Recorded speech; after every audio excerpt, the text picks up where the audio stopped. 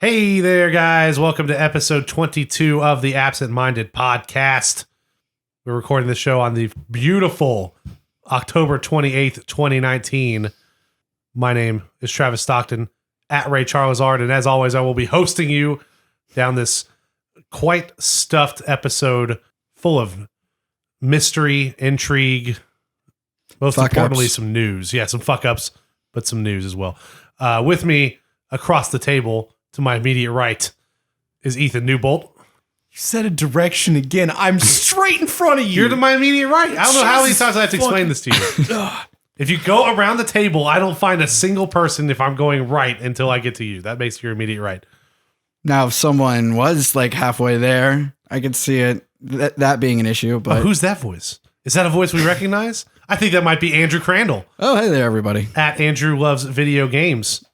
And yeah, we've had a week.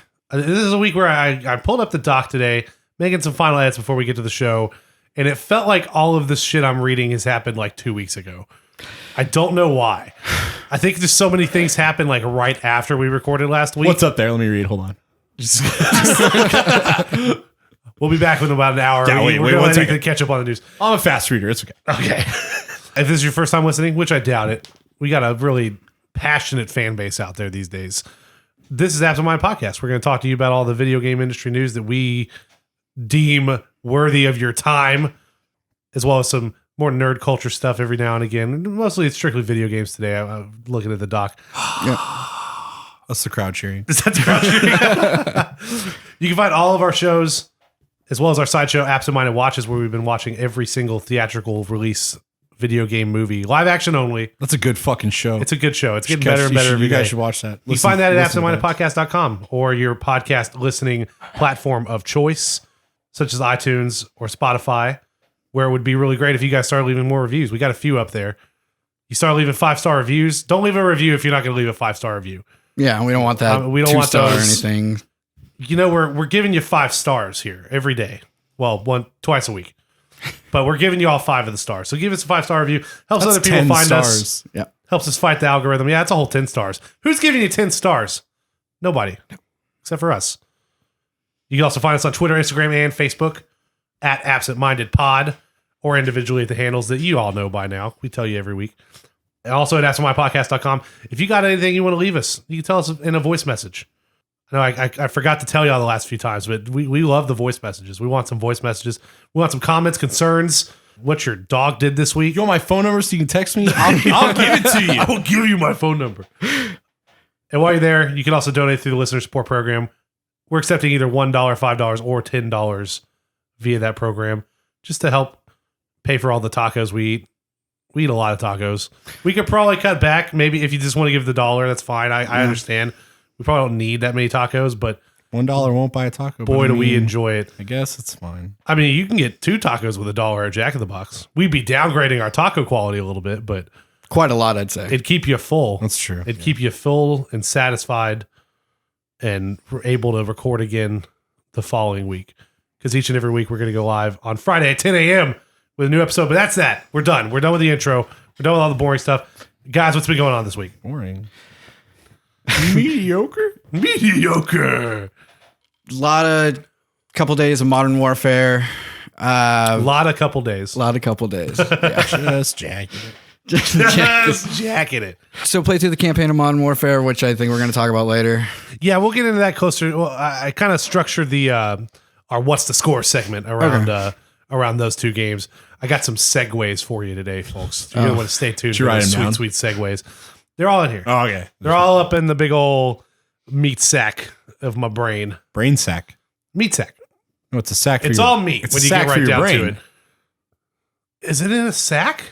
I mean, it's a hollow cavern. First off, maybe yours is, mine isn't. No, it's hollow, but with the brain in there. That means it's not hollow. It's hollow for the brain. God, this is what happens when people with no brain start speaking. There's got to be a brain in there. That's impossible. Shut up. You're stupid. A highly advanced nervous system and a ratatouille in there, just pulling the strings, making Ethan. It's a cheeseburger. If it's anything, just a sentient. He's just cheeseburger. like Plankton from Just SpongeBob whenever he goes amassing and controls SpongeBob from the inside. But Ethan, you've actually I did broken tradition and played some games this week. I actually did some stuff this week. You played something called Burly Men at Sea. I did. Yeah, it was a little PlayStation Plus game that was like an extra side PlayStation Plus game. I really can't remember what the two big ones were that month. But I don't know how I missed this. I claim everything. Yeah, it was definitely on there because I would never download something like this for not free. Let's be honest. Come on.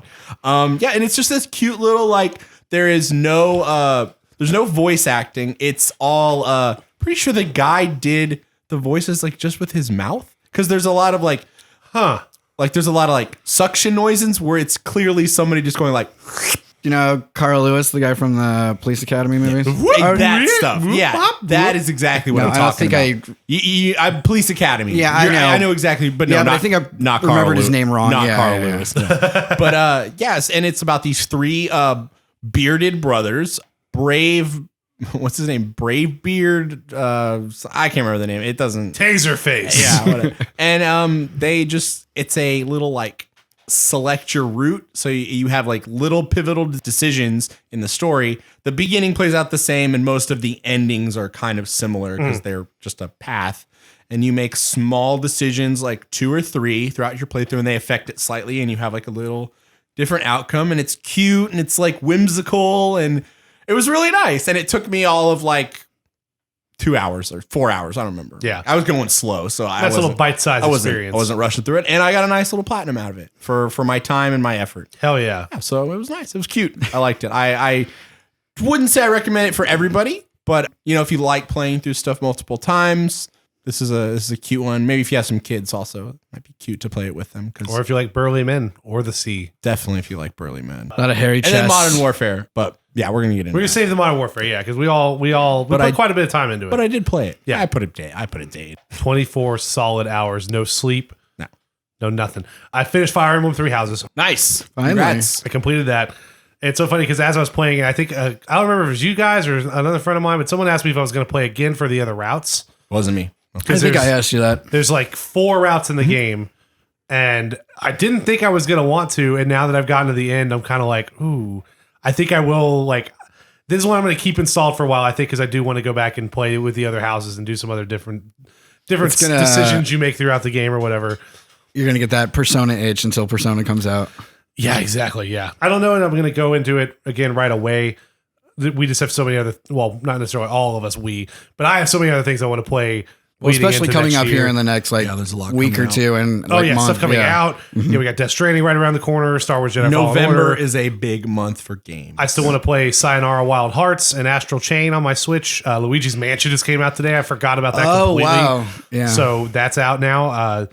So I can't say, hey, Fire Emblem, here's another 50 hours of my life right away. You can't commit to but I do know I'm committed that in the now. future. It is not left my catalog. It's not like I'm. It's not my. It's on your finished and deletes. It's on your bang list. Yeah, it's happening. Yeah, my bang list. Yeah, exactly. And then also I played the Outer Wilds for an hour. Yeah, what did you think? Because I wasn't into it. And I want to clarify because we're going to be talking about another game soon called The Outer Worlds. Yeah. This is The Outer Wilds. This came out a few months ago. I think it just released on PS4. Oh, okay. I thought you played it on Xbox. Games Pass or something. I did, yeah. Oh, okay. Yeah, I didn't buy this. I played it because it was on Game Pass. This one, it's kind of weird. I think it's it's basically, it's not procedurally generated, but it's almost like a roguelike where you find out very quickly, and this is kind of spoilers, but honestly, it's been out for a while. This game didn't tickle my fancy. To click so I can maybe see it? Sorry, I don't want to. This didn't tickle my fancy the way it did so many other people apparently, so I don't really mind spoiling this for you guys. If you cared, you would have gone and found it. You'd have played this game by now. It's been out for 6 months on Xbox and PC. But it's kind of a roguelike. It's got a cel-shaded sort of aesthetic. You wake up on out in the woods with a buddy and a campfire, and quickly you kind of find out that you're part of this alien race on a rock who has been making a spaceship that you are going to launch off in and explore the solar system that you're in. And I think you solve a mystery of some sort or something.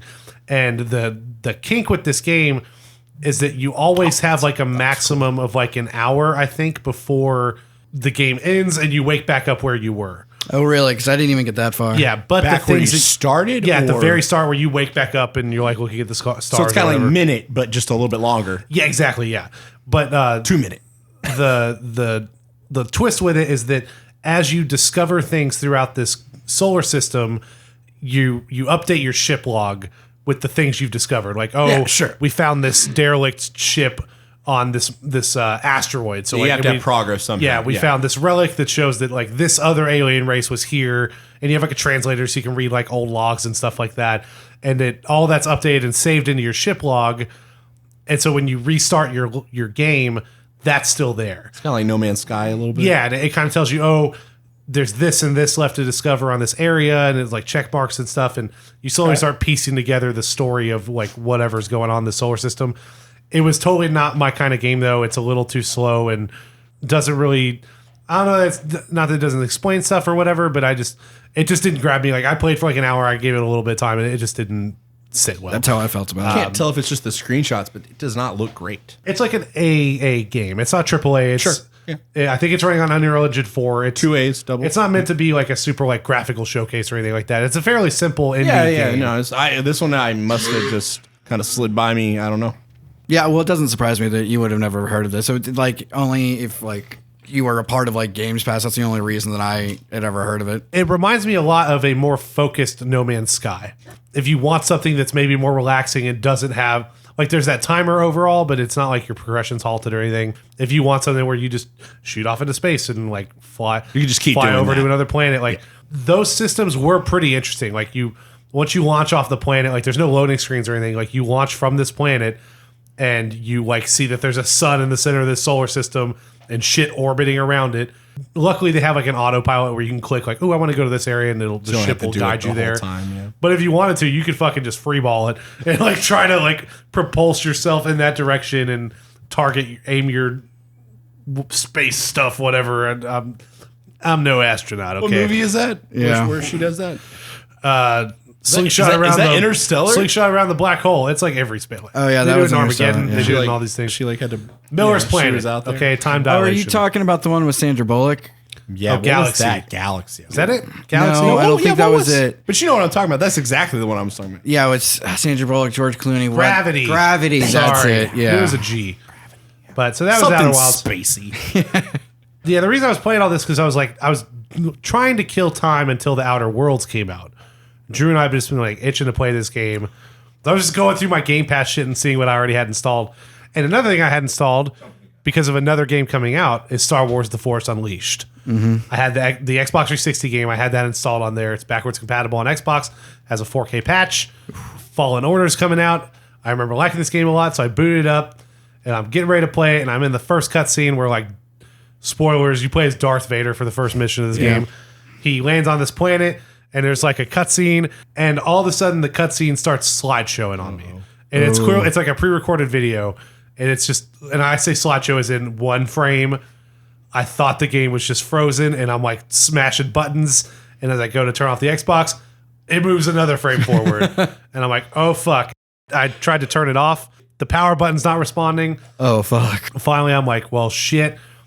So I just pull the cord out from the back, wait like 30 seconds, as you do, plug it back in, turn it on. I get a startup error code, which I did not even know it existed on Xbox. Ouch. E105 or something. Yeah. I get on Google. I say, what happened to my Xbox? Reddit, what happened? And I find the Microsoft troubleshooter. It's just like factory reset that thing. There's no other options. It's just factory reset. I'm like, okay, that's fine. Because what is nice about Xbox is all your saves are in the cloud automatically. You don't have to do anything fancy. It's all backed up. My internet's so fast I can reinstall all these games anyway. I never touch the Xbox, so it doesn't really matter that I can't like immediately go back and play Star Wars. So I'm like, fuck it, factory reset the thing. It'll take 5 seconds to set up. It reboots the factory reset, boots back into the system error with a new error code. Fuck. E102. Oh, no. And so I try a couple more times, and it's just like, it's so fucked it can't even factory reset itself. Oh my God. And it's just coming out of nowhere. I've been playing Gears 4 not long ago. I've been like on and off playing my Xbox recently, but overall, very little usage like on this thing. Like it mostly just sits there. My DirecTV box was running to it. 100,000 miles on Yeah, exactly. It was basically my turn it on to watch football machine. He just drove it to work. Like exactly. And yeah, so I was like, okay, this thing's fucked. So I had to start up a repair. Luckily, I did not know this. There's a Microsoft store in the Woodlands Mall. Oh, nice. And they don't, because it's a mall, they don't close till like 10 o'clock, and this is like 7. So I went on the website, set up a repair request, and they were like, "Oh, your appointment's at like 7:30." I was like, "Cool." Threw that fucking thing in the back of my car, drove up there. They took it in the back, took a look at it, and then they were like, "Oh, it needs to be factory reset." I was like, "I know." I couldn't get it to work, but do whatever you got to do. And somehow when they had it plugged in on their shit, they were able to factory reset it just fine. So luckily, no added cost payment. I thought I was going to have to fucking replace my Xbox One X. And what's so funny is I got back home, went through the first time setup and shit. Right. Got logged in. Cloud saves are downloaded. I download Star Wars Force Unleashed, load up a couple of, I re-download my Outer Worlds preload. Man, I don't even know if I would be brave enough to go back to Star Wars. It wasn't Star Wars that did it. It was I think it's the internal hard drive failing. Okay. But I don't know for sure because they said that, try that. It could just be a corrupt update. Typical Microsoft Windows, bug shit. Yeah. Anyway, booted up. Played that whole first mission of the Force Unleashed and was like, I don't like this game. It's just really old. And it's just not as fun as I remember it being. Did you even get to the part where you're like the other guy? Or I finished the Darth Vader mission and I was like, nah. Putting this away. I don't actually want to play this bad Wow. and uninstalled it. But it was just funny. That was the one that triggered my issue. And then I was like, I don't even really care. wasn't even worth the trouble. Wasn't even worth the trouble, yeah. So my Xbox is safe now, luckily. But that was, I remember letting you guys know it's Slack and I was like, my Xbox is acting weird. Yeah, I remember that. 5 minutes later, I was like, it's just fucking dead. So I was convinced I was just going to be out in Xbox. Other than that, that was my fucking week in video games, besides the things we'll be talking about later. Fun. But now, guys, I think it's time for a game of What's the Score. We got a lot of games that came out this week. Yep. A lot. It's 5. That's 2 more than the most we've done. It's 5. And also, there were more than that. It's just some of the other ones are games we don't care about. That's one hand. These are 5 big, noteworthy, worth mentioning games. Yeah. First on our list is Medieval. We talked about this a couple weeks ago, how we all tried the demo out. It's actually out in time for Halloween. Ooh, For people that don't know, Medieval was one of the almost like mascot level entries on the original PlayStation. As far as recognizable characters for the time. I remember playing the demo on a portable PlayStation in GameStop. Yeah. So Daniel Fortescue, a slightly inept and long dead knight accidentally resurrected by his greatest enemy, the evil sorcerer Zarok. It's like a platformer. You got a knight or a sword and a shield and throwing knives. you got a and stuff knight. like that. You fight with a knight. Yeah, you fight with a knight.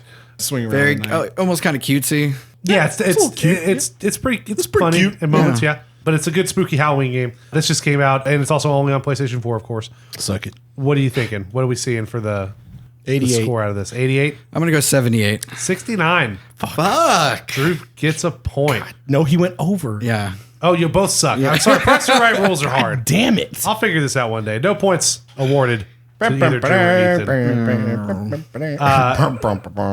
To redeem yourselves, knowing it's 69, how many percent of critics do you think recommend the game? 54. 55. 40%. God, you guys are not starting off good. That's disappointing. I was hoping that game would be better. So was Well, I think, Ethan, you probably said it best. You had no nostalgia for it, and when you played it, you were like, oh, it plays like a PlayStation 1 game from its time. Yes. Yeah. There's very little improvements other than it looks good. And platformers are way different these days. They control better. This looks really nice and shiny, but it's a PlayStation 1 game, essentially. They did not do a whole lot to try to spiff it up. It's a game review, not a nostalgia review. So I think 69, 70... That's like a 7 out of 10 on average. Pretty good, or so. yeah. That's about what you expect. It runs well. If you want the nostalgia of playing it, go and get it. Yeah, definitely. Yeah. Luigi's Mansion 3 just came out on the Nintendo Switch. Well, technically it comes out on Halloween Day. Ooh. So it's not quite out yet, but it will be out by the time you hear this. Luigi's Dream Vacation turns into a ghostly and gooey nightmare in Luigi's Mansion 3. Yeah, I forgot because of Luigi. Luigi embarks on a dream vacation with Mario and friends upon receiving an invitation to a luxurious hotel. Nice. However, his dream quickly becomes a nightmare when King Boo reveals everything had been a ploy to capture Mario and his friends. Yeah. With the assistance of Professor Egad, once again, the reluctant and cowardly hero Luigi traverses up and down treacherous floors. Wait, I don't get it. Is that a joke, Professor Egad? I think it's just because I think wasn't there an old saying when you get scared or excited or something, you just go, yeah. Oh. Yeah. Travis is young. Travis is young. He doesn't. I didn't get it. Traverses up and down treacherous floors of the now ominous hotel on a quest to save them. Wield the upgraded Poltergeist G00 to slam and blow away the ghost's defenses, or summon Guigi, an all-green doppelganger that can help Luigi overcome obstacles he can't get past alone. Interchange between Luigi and Guigi as one player, or grab a friend and control one each. You want to be my Guigi, Ethan? Oh God, is there like what was the thing that Bowser? It was like Bowserette. Bowsette. Is there like Gooette or Bowser Goo Lady? No, it's Guigi. Whatever. Maybe Luigi's Mansion 4 will have a You people on the internet are sick. You fucking disgust me.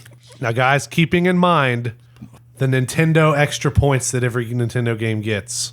79. So you're going 79? Yep. 85.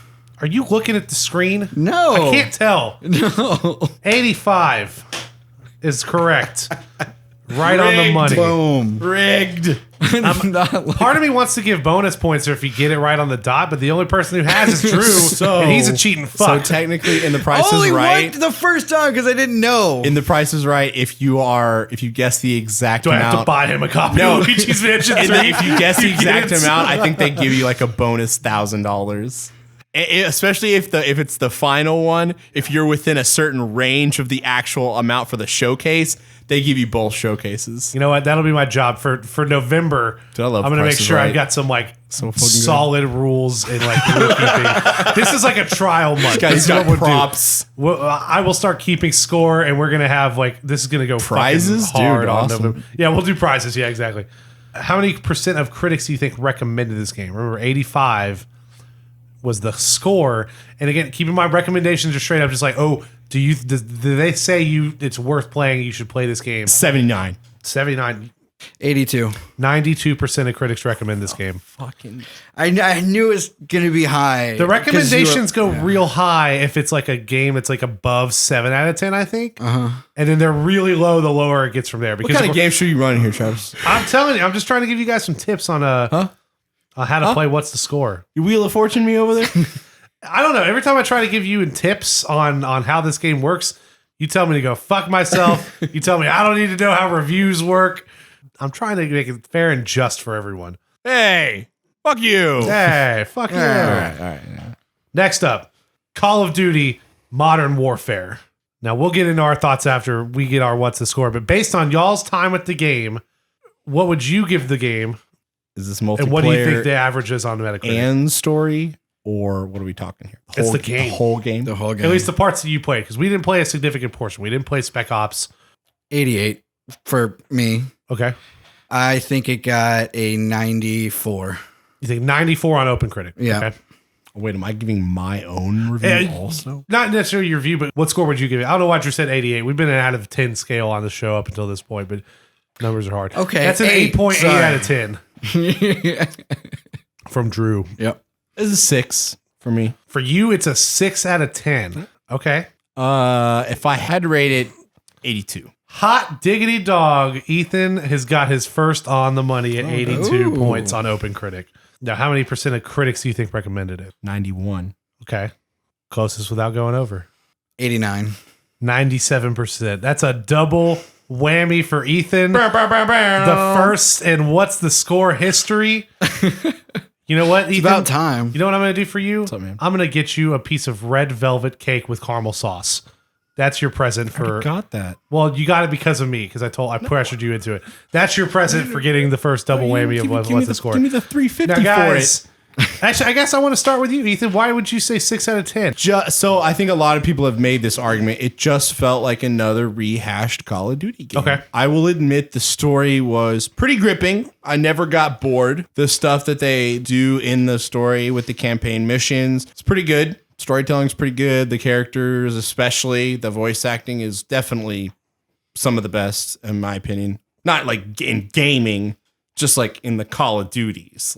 They do a good job in this one, especially Price. Captain Price? Yeah. He's great. This is awesome. Returning from the previous Modern Warfare series, because for people who don't know, this is not Modern Warfare 4. This is a reboot of that universe. Yeah. Some characters have been brought over, but this is not that too many people are worried about the deep Is this canonical lore Is this our of talk Modern about Warfare. it? Are we talking about it? Yeah, this is us going into how we felt about Modern Warfare. Can we do spoilers? Sure, because it's a fucking Call of Duty campaign. I mean, do like how they end it with the callback to.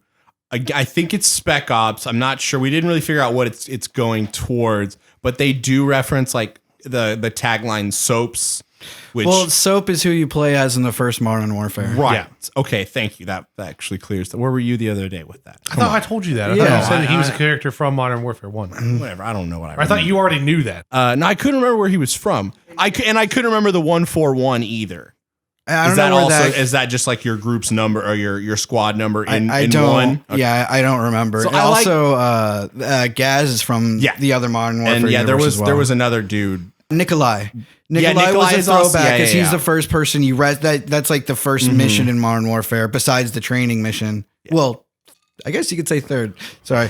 It's the first mission you go on as like a group kind of thing. So I like that- but yeah, you rescue him in the first one. I like that they tie it in with the other ones, but again, it just they want it to be like a visual novel and a visual action movie, and they try to force you into certain things, but natural gaming kind of you tend to see what you can do, and they give you a little bit of freedom. So I think part of that is just because, we are, for most of what we play these days, player choice is such a big deal in video games now. And you have everything's fucking open world, this everything's game multiple gives choice. the illusion of choice.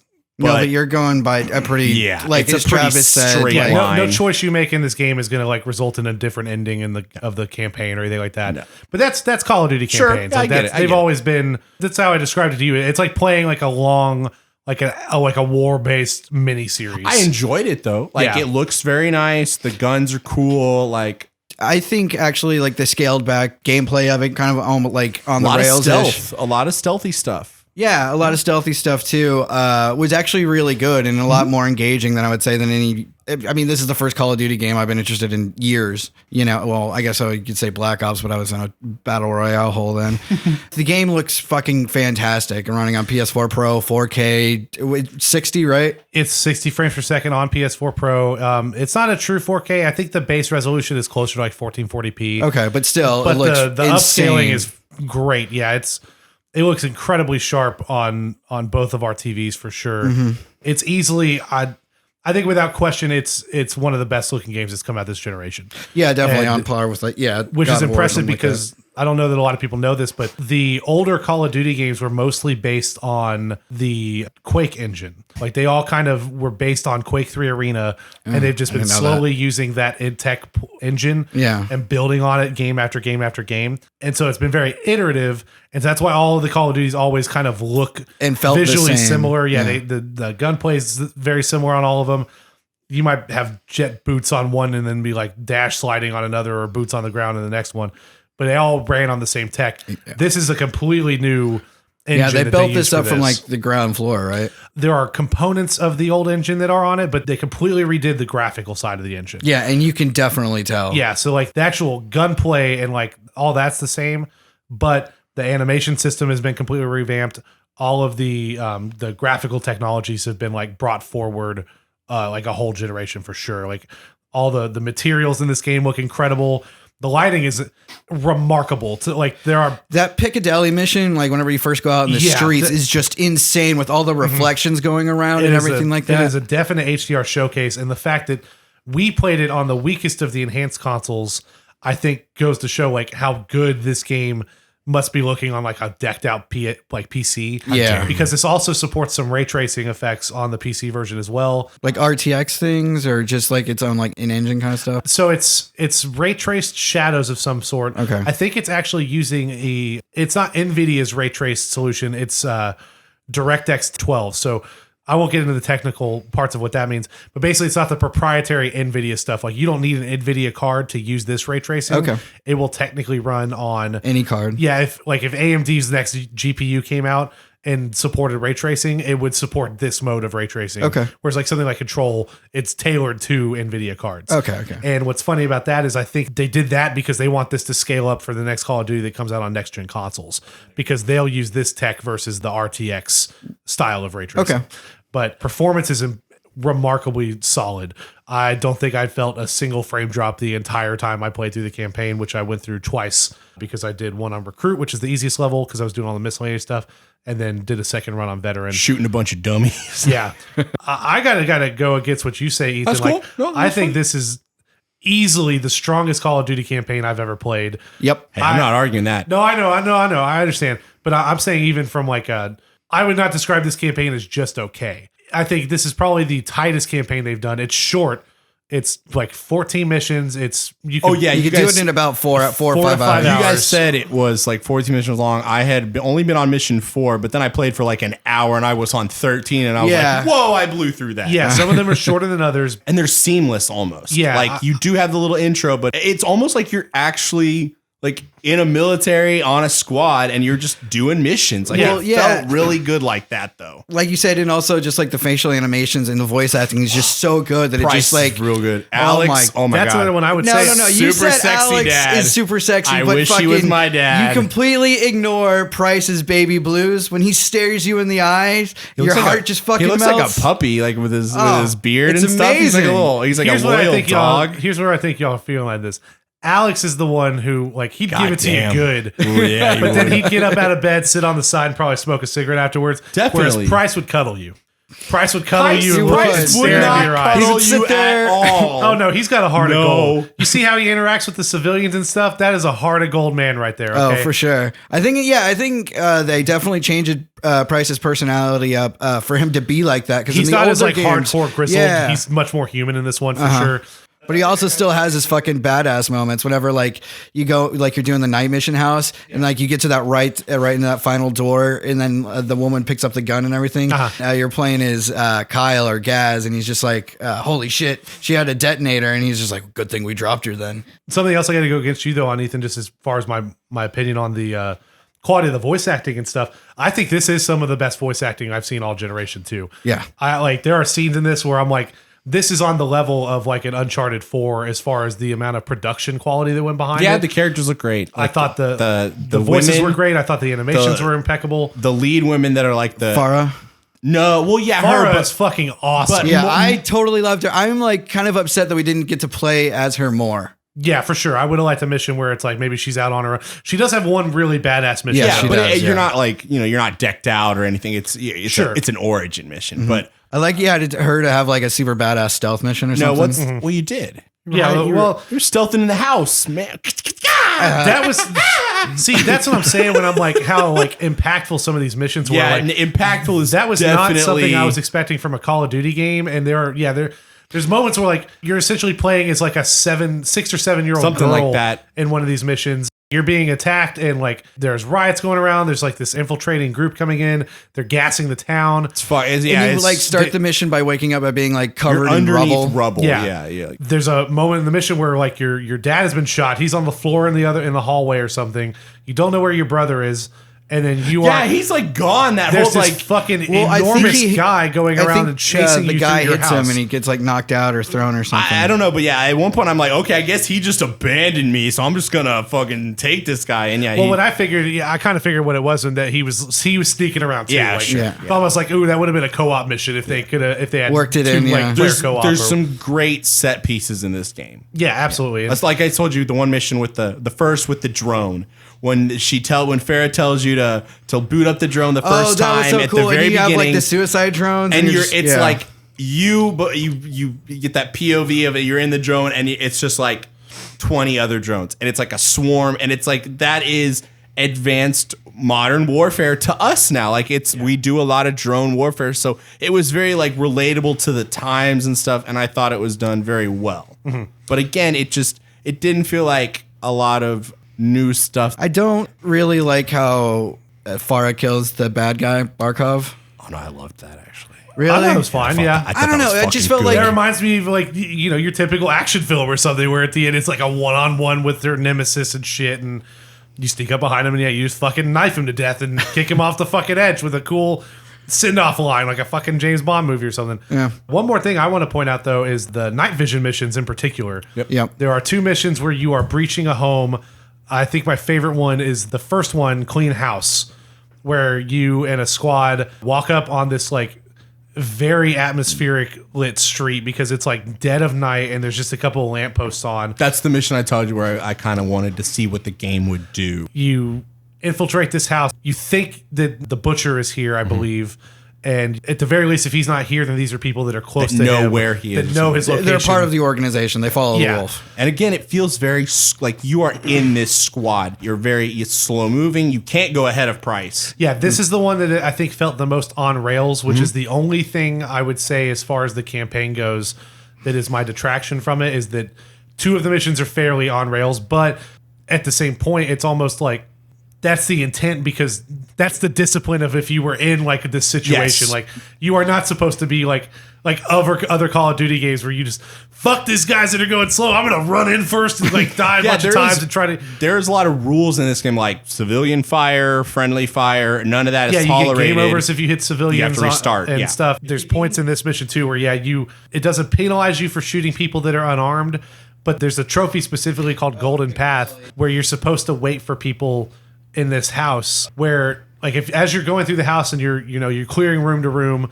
you'll come across people that like have a hostage in their hand. Like the very first room you go to and you breach, there's a guy who's got a hostage and he's going to shoot her and he points a gun at you. What are you supposed to do? You pop the guy first that's holding the hostage. Yeah. But then she grabs the gun. And she grabs the gun, yeah. But you gotta. But again, if you don't time your shot right, then you could shoot them both pretty easily. Like it's like any other hostage situation. That's what you're supposed to do? No, I mean, you're supposed to try to save as many people as you can. Yeah, sure. Because there's another room where someone's holding a hostage and she doesn't, like, she gets on the floor and she crawls away. She goes for her baby, is what it is. Well, she's not being held There's hostage. one of them that does that. You're right. She's not being held hostage. But that's what I mean. Yeah, like if you want to be the kind of person that goes in and just guns blazing, shoot down anyone who's in this room, you can. But the game kind of makes you feel like, oh, you're in there to save these people as well. Like, if the game doesn't want you to kill somebody, it won't let you. Yeah. And otherwise, that you can kill pretty much anybody. That mission in particular, especially the opening scene where you have the goggles on, you're walking up the stairs.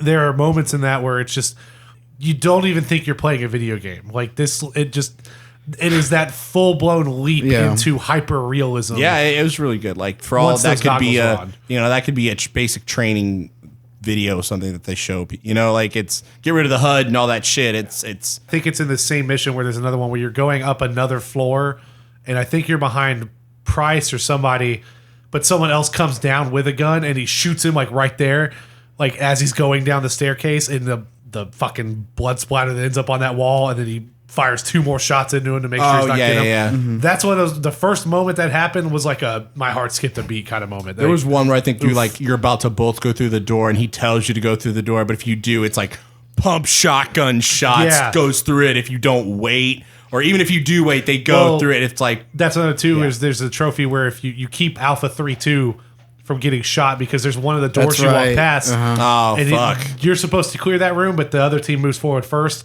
and they hear the footsteps of someone from behind the door. Shotgun blasts through the door and hits one of your squad mates, and they drag him off to like save his life. I think I laughed at that. But there's a trophy for keeping him from getting shot because you wouldn't normally do this. In there.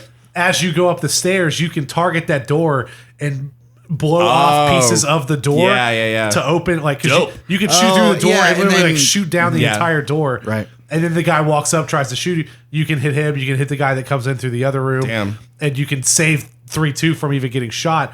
And when you do that, Price even has another line where he's like, "Good call on that door," or something like that, or whatever. But so those are the small choices that they do let you make that feel so cinematic, and that like clearly you're always going to the same path. But in interesting ways, they account for those moments of player choice by giving you a unique piece of dialogue or something that says the game recognized that you did something different. And I always find that kind of stuff really interesting in these kind of games. Like when you play a Call of Duty campaign, you expect what you are playing their story. Yeah. It's not an open world game. No, they want to show you. Hey, I want to show you something. Come here, watch it. And they want you to watch it how they have it. They don't want you to go in and cut it and edit it the way you want it. So they want to show you something, and this is what it is. And it's good. I had some problems where there were some parts of the game where I was like, I didn't really want to do that, and you kind of made me do that, and so, but it's fine. Well, actually, we talked about that, though. We were talking about the fact that, so the mission where you have caught the butcher. It's the interrogation and mission. you go and interrogate him. Oh, and right. Price asks you. So, Drew, what did you do? He says to you, do you want to go in, or like if you don't want to be part of this, now's the time to like tell me. Yeah. So did you both because Ethan said he wanted to go in. So I did. So this is what I did exactly. I went in, And after the dialogue went for a little while, blah, blah, blah, I took the gun. I did not point it at either one of them. I shoot to the side of them because I didn't want to kill them. I just clarify, in this mission, you are using his wife and child as like a bartering chip to get him to like, crack under interrogation. Yeah, so they're like head covered, tied up on the ground next to the guy. Yeah, their hands are bound, and they have a bag over their head. They just walk them out of the truck. I think their heads are bound. When you're in that mission, like that's how they walk them out. But once the actual interrogation starts, their heads are bagged and they're bound up. Sure. Yeah. Maybe. I don't know. Played every mission 2 times. I know. You're right. But no, when they like walk them out of the truck, they're just like talking and shit. Like no, they don't have the bags. They put the bags on once they get into the room. I can walk you through the entire plot of every single mission. I'm like that familiar with so you're given a choice to go in or not, and I obviously I wanted to interrogate him, but like I'm not there to kill him. Even at the end when you're given. But you dragged that family in there. You knew what the interrogation involved. Dragged. Nikolai literally walks them jauntily in there. Oh, I guess if they wanted to turn around and walk away, that was their prerogative. No. They couldn't necessarily. You definitely didn't have guns on them. You definitely didn't throw them in the back of this van. There were no guns until they got into the room. Nikolai was probably just very persuasive. But hey, why don't you and your kids come in my van? Just get in my van, man. It's fine. No problem. I'm very good friends with your father, the butcher. I mean, Greg. So Greg is here. They give you a gun, and at some point the dialogue stops. And the butcher starts to like antagonize you, and you're forced to shoot the gun. You have no other option to advance the storyline. Well, I did like you did. I pointed it to the side of his head. And then I shot him dead in the face the second round. I was like, oh really? Boom. Yeah, I was like, fuck that guy. So the butcher like laughs at you, and then Price is obvious, and he says something like, "Well, you wanted to be here, right?" Like because I think it's supposed to be implied. And then the other guy leaves. He goes, "Oh, he's like, I can't do this." Because again, this is another thing where you're not. This is not a role playing game. You're playing the character as it's been written in the game, and this character has a vendetta against the butcher. Well, so and then Price does give you bullets for the gun. Yeah, and you load the gun slowly. And because the first time it's click click, and he's like, "Oh, you thought I was gonna give him a loaded gun? I'm all pissed off. I'm like, what the fuck? Yeah. But you have the option to shoot the butcher, and again, I didn't shoot him. Like I just walked away because I didn't want to kill him. Oh, I didn't know you could do that. Oh no, like that option. This is my you second do run have. through, and I'm paying more attention to the game this time. And I was like, this guy's dying if I go into this room. No, because you can just walk away, and that is an option you do get, but they do make you like almost think you're about to kill somebody with a gun because I mean, for all intents and purposes, you do think the gun is loaded. Yeah. So that was just one little gripe, and then the whole thing with the lady and so the reason we even brought this up was that we were talking about choice and player choice and stuff. Yes. Where in my first run, I did not go in. Yes, he opted. I opted to like, no, I don't want to do this. I don't want to be part of this. As far as my idea of how this character is going, I'm like, I hate the butcher. He deserves to die, but I don't want to involve his child or his mother and child. Much like Farrah, and that was stuff that Nikolai and Prince were like willing to do. Poison, no matter how it's used. And so I was yada, like, yada, yada. I get you. I'm not about to mutiny against my commanding officer, but at the same time, he asked me if I want to go in. I'm like, I'd rather not see that. If that's what has to happen, I don't want to be in that room for it. So I made that choice, and then it kind of fades to black. You hear a couple sounds, and Price and Nikolai come back out. You don't even see what went on in there until the cutscene later where the Russian police gets in and they find the note with the gas there and everything. And that's when I see that somebody shot him, presumably Price. And then his family's still fine though. But that's what I mean as far as the choice and like the times that they do give it to you. I think it's still impactful. It's good. And it's the best way they could have done it when, like, again, you're going to end up at the same place no matter what. Honestly, I would say if you haven't played a Call of Duty in a long time and you have enjoyed the campaigns, this is the one to do. Full disclosure though, we all paid like $7 to rent this from Redbox. We did not go out and spend $60 on this game. We never had big plans to like keep up with the multiplayer or anything, which we dabbled in. I did want to talk about it a little bit. Yeah, if you like Call of Duty games, if you like action stuff, I think this is one that like deserves to be played as far as the campaign and what they're doing with it, the changes that they made. If you have weak sensibilities, I don't know about playing this story. Sure, but I mean, there's a mature rating warning every time you boot up the storyline. So if you have strong convictions about certain hot subjects. It's more serious and less bombastic overall than other Call of Duties. Again, there's a lot of terrorism. There's a lot of Middle East stuff. That's every Modern Warfare game. Sure, but again, it's a touchy subject. So if you have, strict stuff about that kind of stuff. Sure, I don't think anyone hearing this for the first time is like, hey, what's Call of Duty? I've never heard of that before. I'm just saying it brings up a lot of crap. So, if you have stuff with that, maybe shy away from it. But if you just want to play a video game and you don't care about that shit, it's a pretty good one. Not going to lie. I think it's worth playing. I honestly God do. But multiplayer. Drew, how'd you feel about it? I enjoyed it for the most part. 2v2 is the best thing to happen to the Call of Duty franchise in years, I believe. If this was the game, I still think that they'll do this one day, but I think down the line, we're going to see Call of Duty come out and they're going to say, here's the full package, 60, 70 bucks, whatever it is. Or you can buy the campaign for 25 bucks. You can buy the multiplayer for 35 bucks. It's like a download. I think it would make sense because you have so many people out there that don't give a fuck about the campaign. They buy this game to dive right into multiplayer. And then I'm the opposite. Like, I could give two fucks about the multiplayer. I play every Call of Duty because I love these campaigns. I love the gunplay and stuff. I just don't like this kind of multiplayer game. If they made it separate, I would pay for the multiplayer at 30 bucks a pop just for gunfight. Yes. The 2v2 is fucking awesome. It's very, very fun. Like every match always feels intense. With like how you were saying with how the other Call of Duty games ran off that old Quake 3 engine and everything like that. The additions that they added to however they did it in multiplayer, it just like every shot feels tight. Every shot, like if you get hit, it feels earned, as compared to like even still on Black Ops 4, you would play like team deathmatch and say like you're running by and someone gets shot and you just see like the cursor just even dodging around you and you're still getting hit. I will say that's another reason I used to despise older Call of Duty games is the netcode was never great. Yes. It's definitely vastly improved in this one. It's a lot. It does not feel as cheap, but speaking about like the gunplay and everything, the gunplay does feel super tight. I think a big part of it is how impressive the animation engine is now. Yes. Like one of the simple things that I've commented to you guys already was how good it feels to be able to look down sights and reload your gun at the same time. Like you don't have to. Not a thing? This is the first Call of Duty that's ever had that. I can't even think of any other first-person shooter that does that. Yeah, I don't think where Battlefield you can look does down it. your sight and reload and not have to pop out of ADS. The way the guns look when you're pulling them out and when you're doing the reload animations. And even then like the gun smoke coming off of them afterwards, everything. And there are different animations for like when a chamber empties. Like if you reload the gun with an empty chamber versus a gun that maybe you have a couple of shots left, animations you get different different animations and stuff. Okay. And how morbidly good kills look.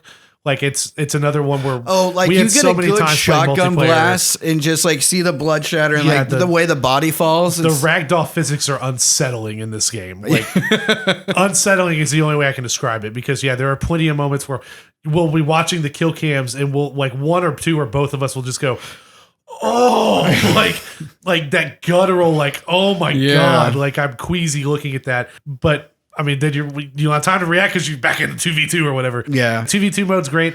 The other modes are what you expect. They're Call of Duty. You got they all still feel the same, no matter how tight the gunplay is. I like the maps a lot. There were a couple maps that Drew and I were actually really digging. I think this is probably the best map variety they've had in a while. Oh, for sure. I think that the maps are designed really, really well. If you prefer... I did not like...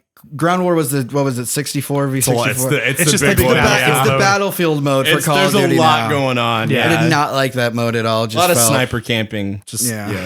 If you're an older, like you like the Black Ops games and stuff, it's definitely not like the 3-lane type of map where you're either going middle, left, or right, and then there's not a whole lot of verticality or anything. This one is definitely, it feels like some of the maps I remember from Modern Warfare where you do, like, when I think of peak Modern Warfare, I think of the fucking airport in Modern Warfare 2. Like that, where you have the plane on the right or the left of the map, and you've got the lobbies with the lower section, and then going up the escalators to the other high-end section, and then you can see out into the airport, like where the airplane is and the landing pads and all that stuff. You can see out there from this upper you could lobby get into area the plane and snipe into the lobby of the airport. That's the kind of map design we've got here, where there is a lot of verticality. There are a lot of different areas to go. It feels like it makes sense to learn a map again versus the older ones where it's just like every map's the same, left, right, middle. So I did like that. Find the best pathway. If you like that style of multiplayer, that's another thing too, where there's another reason to maybe consider this if you hadn't played Call of Duty in a while, because if you like multiplayer, this feels like the one that's going to really have a bit more longevity. Yeah, definitely sets the stage up for, the next game. I won't call this our review really because we didn't even play Spec Ops and stuff. We Barely dabbled in the multiplayer. Probably won't talk about this game anymore either. And these kind of games also get all sorts of updates. This is an Activision game. We don't know what sort of dirty skeletons are in the closet for updates that are coming down the road. I'm sure if it's a big enough news item, we'll talk about it in the future. At least for the campaign, I would say this, for me, is a 9 out of 10. I think this is worth playing as far as this is the best FPS that came out this year, what you said earlier. It's definitely the rent for $7 at a red box for the campaign alone. If the campaign was longer, Soulsboard says red box. I would say rent it if you are into multiplayer and it's something you feel like you would put time into the multiplayer. Then consider purchasing, buying it outright. Yeah, but I think the bare minimum. I know you've got 5 hours you can fart around during a weekend. Like you can rent this for 2 days for $6 or whatever, and just knock it out. I think it's worth your time. Absolutely. But that's all we have to say on Call of Duty Modern Warfare. Next up, our next piece on What's the Score? The Outer Worlds has now released as well. I think the same fucking day as Call of Duty, October 25th. 42. This came out on PC, PlayStation 4, and Xbox One. Ethan says 42. Is that your final guess? I know it's not my answer. Don't fuck around, man. What do you got? That's not my answer. Drew, you go for me. Fuck you. I'm hiding the laptop. 87. All right, 87. What you got, Drew? I mean, Ethan. The other Drew. 90. You both suck. 85. Fuck! I wanted to say close. 85. You were close. God damn it. Didn't. I felt like it would have been too right cliche because I said 85 earlier. Yeah, that was what you got earlier, and I know you would have cheated a second time if you wanted to. Cheating. To redeem yourself, how many % of critics recommend this game? Closest without going over. 78. 90. 93%. Damn it. That's right. Drew, you cheating sack of I shit. know. I will never trust you in this game again after that first one. Garbage. Oh yeah, I haven't even But looked he's at the got a show point. notes today. I only looked at it the first time. He's got a point for the Outer Worlds. This bit will be a little shorter because Ethan has not played the Outer Worlds yet. Drew and I have maybe cumulatively put in like 7 to 8 hours between the two of us. I think we both mostly have dabbled with the first planet. Drew, I will throw it to you. How do you feel about your time so far in the Outer Worlds? Yeah, the new Fallout game is great.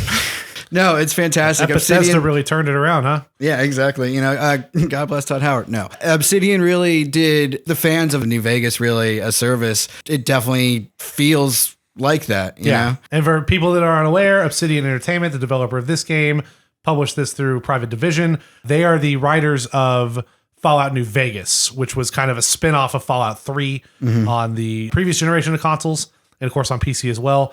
And they've also been better known for the developers behind the first two Fallout games. So Fallout 1 and 2. Oh, okay. I didn't realize that they did 1 and 2. So those were the original, like, top-down, asymmetric style, original Fallout games that were then, of course, taken over by Bethesda when they bought the IP. Boo. And they've done quite a lot of other things. Typically, these, like, kind of RPG-style games, though. And because, like, a lot of people were disappointed in Fallout 4 because of one of the staples of the Fallout series is just, like, the conversations that you can have. You can be a snarky dickhead. You can be, get intelligence buffs to get certain things and avoid conflict. And a lot of those were kind of tailored back because they had to have a voiced protagonist in Fallout 4. Oh, really? Was that the reason why? Oh, well, yeah. I mean, you can't, like, your voice lines are a lot shorter. That's why so much of the dialogue is like, it's say sarcastic or say whatever, and it's all it's just relegated to the 4 buttons on the side. It's like happy face, sad face, angry face, that kind of thing. But with this one, like, whenever I used to play, like, old Fallout games, I was always being, like, a sneaky Pete, running around, just like not involving myself too much in the conversation side, either like sneak or go in there and just sneaky kill someone and something like that. But this one, I've put a lot of emphasis on dialogue on my character and everything like that, and like leadership with like, my put companions. A bunch into like my charm and intelligence. Yeah, and stuff exactly. And in this game, you're able to avoid situations without having to go into combat and everything like that. And even in like certain parts of the game, you can go fucking hours without having to do combat and still level up. Like like certain points I've leveled up like 3 or 4 levels without ever entering combat, and just finding different situations. Damn it, I wish you got to Groundbreaker because it's something I want to talk to you about. Oh, well, we'll get there. I'm sure we'll have we'll probably have a more fuller talk next week when we both have more time to actually play the game. And I'm with you. I put more emphasis into, I think it was charm, intelligence, and then I put those skills into like persuade and lie and stuff like that. Yeah. Because typically, especially with New Vegas, one of the things that Obsidian's known for is the quality of writing and how snarky and like funny so much of it can be. And because of that, I knew this first playthrough, I wanted to be able to get as much out of the dialogue as I could. Right. Especially from some of the previews I've seen and the characters you'd interact with and like the preview events that I'd seen a couple of videos for. Where I was like, this is definitely one where I want to take full advantage of the dialogue options if I can. And I don't know how much you looked at it when you're building your character and picking your skills and stuff. If you make your character, if you lower the intelligence points, you get the dumb dialogue. You get dumb dialogue. Yeah, where you're such a fucking idiot that you like, can do that in New they have to Vegas as speak well, to you yeah. like you're an illiterate like in the game. And You see, because that's what I wanted. Strong dumb yeah, dumb. there's a playthrough I want to do where awesome. you're Yeah, just like I- super bulky strong. I want, yeah, and then like I an want to idiot. Come here, dumb dumb. I wanted to, because usually my first playthrough, I play like kind of like, a good guy and Yeah. everything like that. But on the second playthrough, I want to play as just like a big, dumb corporate shell,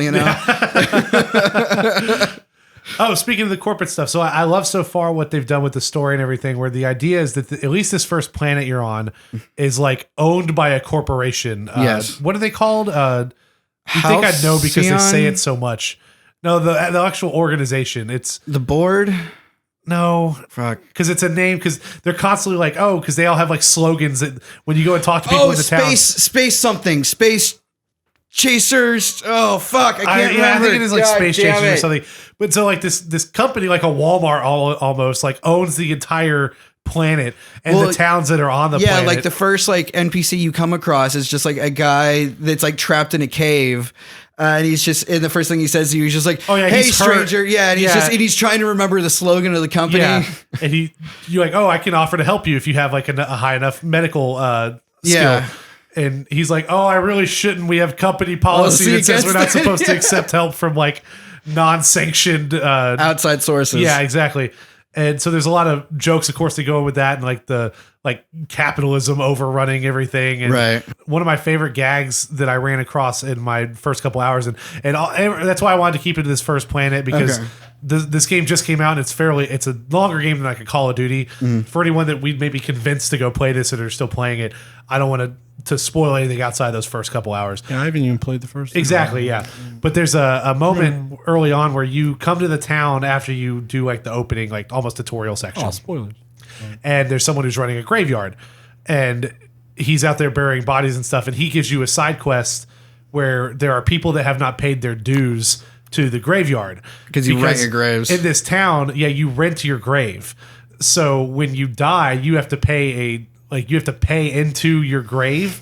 And if you were broke when you died or something, then your closest living relative has to pay the fee for your burial. As is tradition. As is tradition, yeah. Well, you're going around collecting fees that have not been paid by a couple of different NPCs.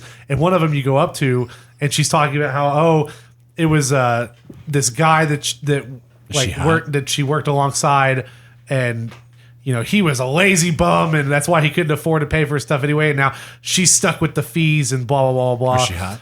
This is a Fallout game. There's no such thing as hot characters in this game. The character models just don't represent that level of So they're asexual. hotness.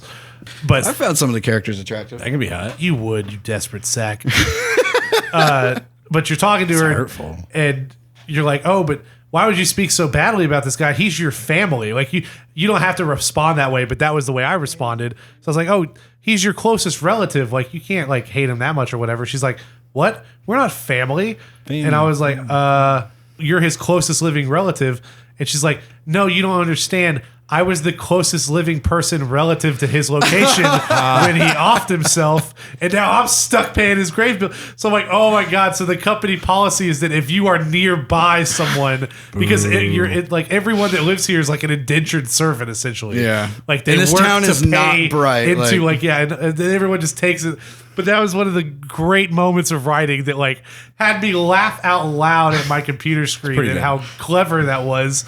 I must have missed that part. And Yeah. because it's an option you can miss because this is a game where you have like 4 to 6 like dialogue choices every And time even you talk to someone. even more if you increase certain things. Yeah, the writing is just so good, and that's just one of many moments I've already had where I straight up laughed out loud. I have not laughed out loud playing a video game since probably the South Park: The Fractured But Whole. Lolled. Like those games are also hilarious. you lolled? I lolled. Lolled. I LMAO'd almost. I was grabbing my chair as I was giggling out of it. So how far did you get into the first planet? Like I said, I finished the entire plan. I did from what I understand, every side quest. I went to every little, because the map is like your traditional Fallout where you pull out and you see there's buildings and settlements and stuff, and clearly areas you can go to where there's probably bandits or a building you could go into to like find shit or start another quest or whatever.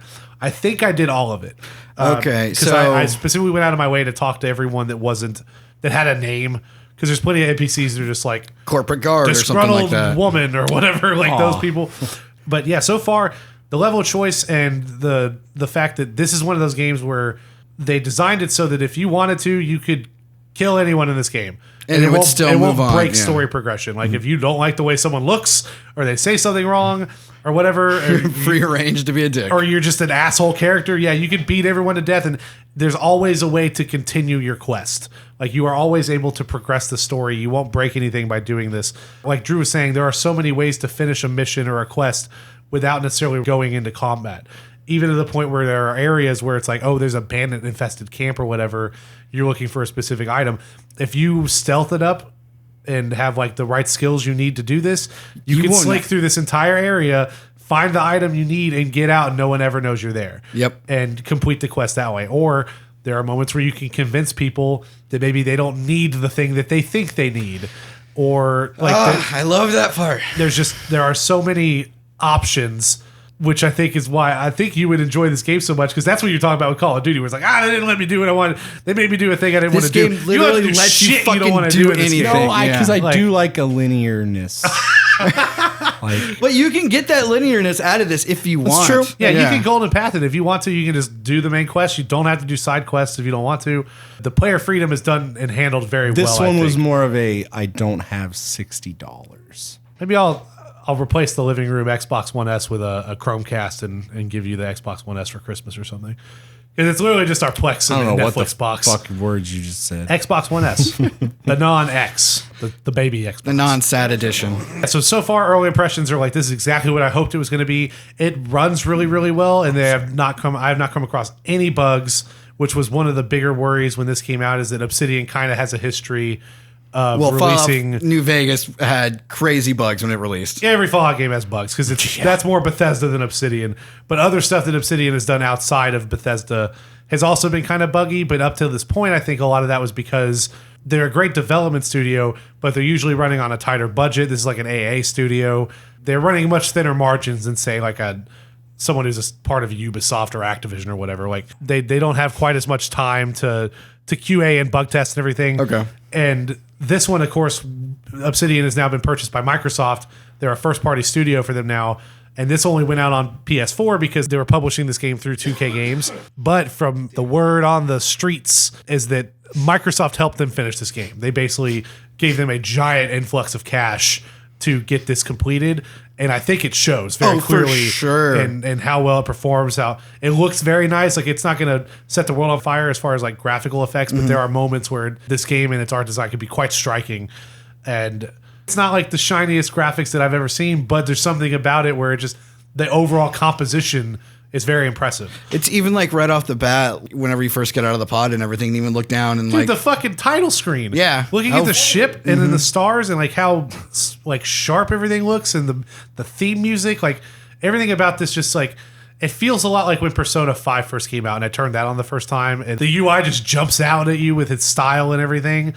That's something that the Outer Worlds has going for it. Even the loading screens with the artwork and stuff, and those are tips really being good, so funny yeah. and everything, and again the UI when you open up the menus and it pops up and tells you, "Hey, here's your inventory. Here's how you do like none of it feels like an annoying pop up that came up. The game has maxed out its charm. Oh, absolutely, yeah. The game itself has maxed its charm points for sure.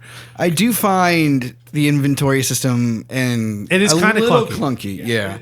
Because like I hate how like you have your character stats, your inventory, and then like your journal, and then your map, and then your side companions. Because you have to like hit 4 or 5 more tabs than you need to get to your side companion. I just felt like if they had moved stats, your inventory, your companion's inventory, then journal, map, and all that shit. So something I should ask you earlier: are you playing on Xbox or PC? I'm playing on PC. Okay. Because I don't know. Have you booted it up on Xbox? I have not. That's why when you first hit me up and asked me if I was seeing performance issues, I should have asked you right then. Was that when you first tried it on Xbox and No. then chose PC? Or? No, I'd done it on PC too. Okay. But I don't know what I was. And I think it was just because I was being impatient and I wasn't letting things load in, because like whenever you first like load into an area on PC and like, spin around, it takes a bit, like a second or two for it to just like run smoother. Uh-huh. That's the reason I originally sent that to you. But then, like, whenever I played it on Xbox, it definitely does not look as good as it does on PC. Mm-hmm. You can't, like, turn off motion blur in certain things in there. One of the first things I did after my initial 5-hour play session was I was like, someone has to have figured out how to turn off certain things already. And so I did some I edits already. Like us nerdy PC gamers do. Right. You get in there, you dig around with the configs files and shit. Yeah, but I think it runs on like 30 on console, doesn't it? Yeah, it's locked at 30. Yeah, it's locked at 30. And you can definitely tell a difference, So I think overall our impressions are pretty good. Ethan, I think you should check it out at some point. Our final and most LOL worthy of What's the Score, and which will be our segue into the news today, is WWE 2K20. Dude, I haven't played wrestling or I think the last wrestling game I played was WrestleMania 64. That was great. I think I played the shit out of I that. think that's the last game I played.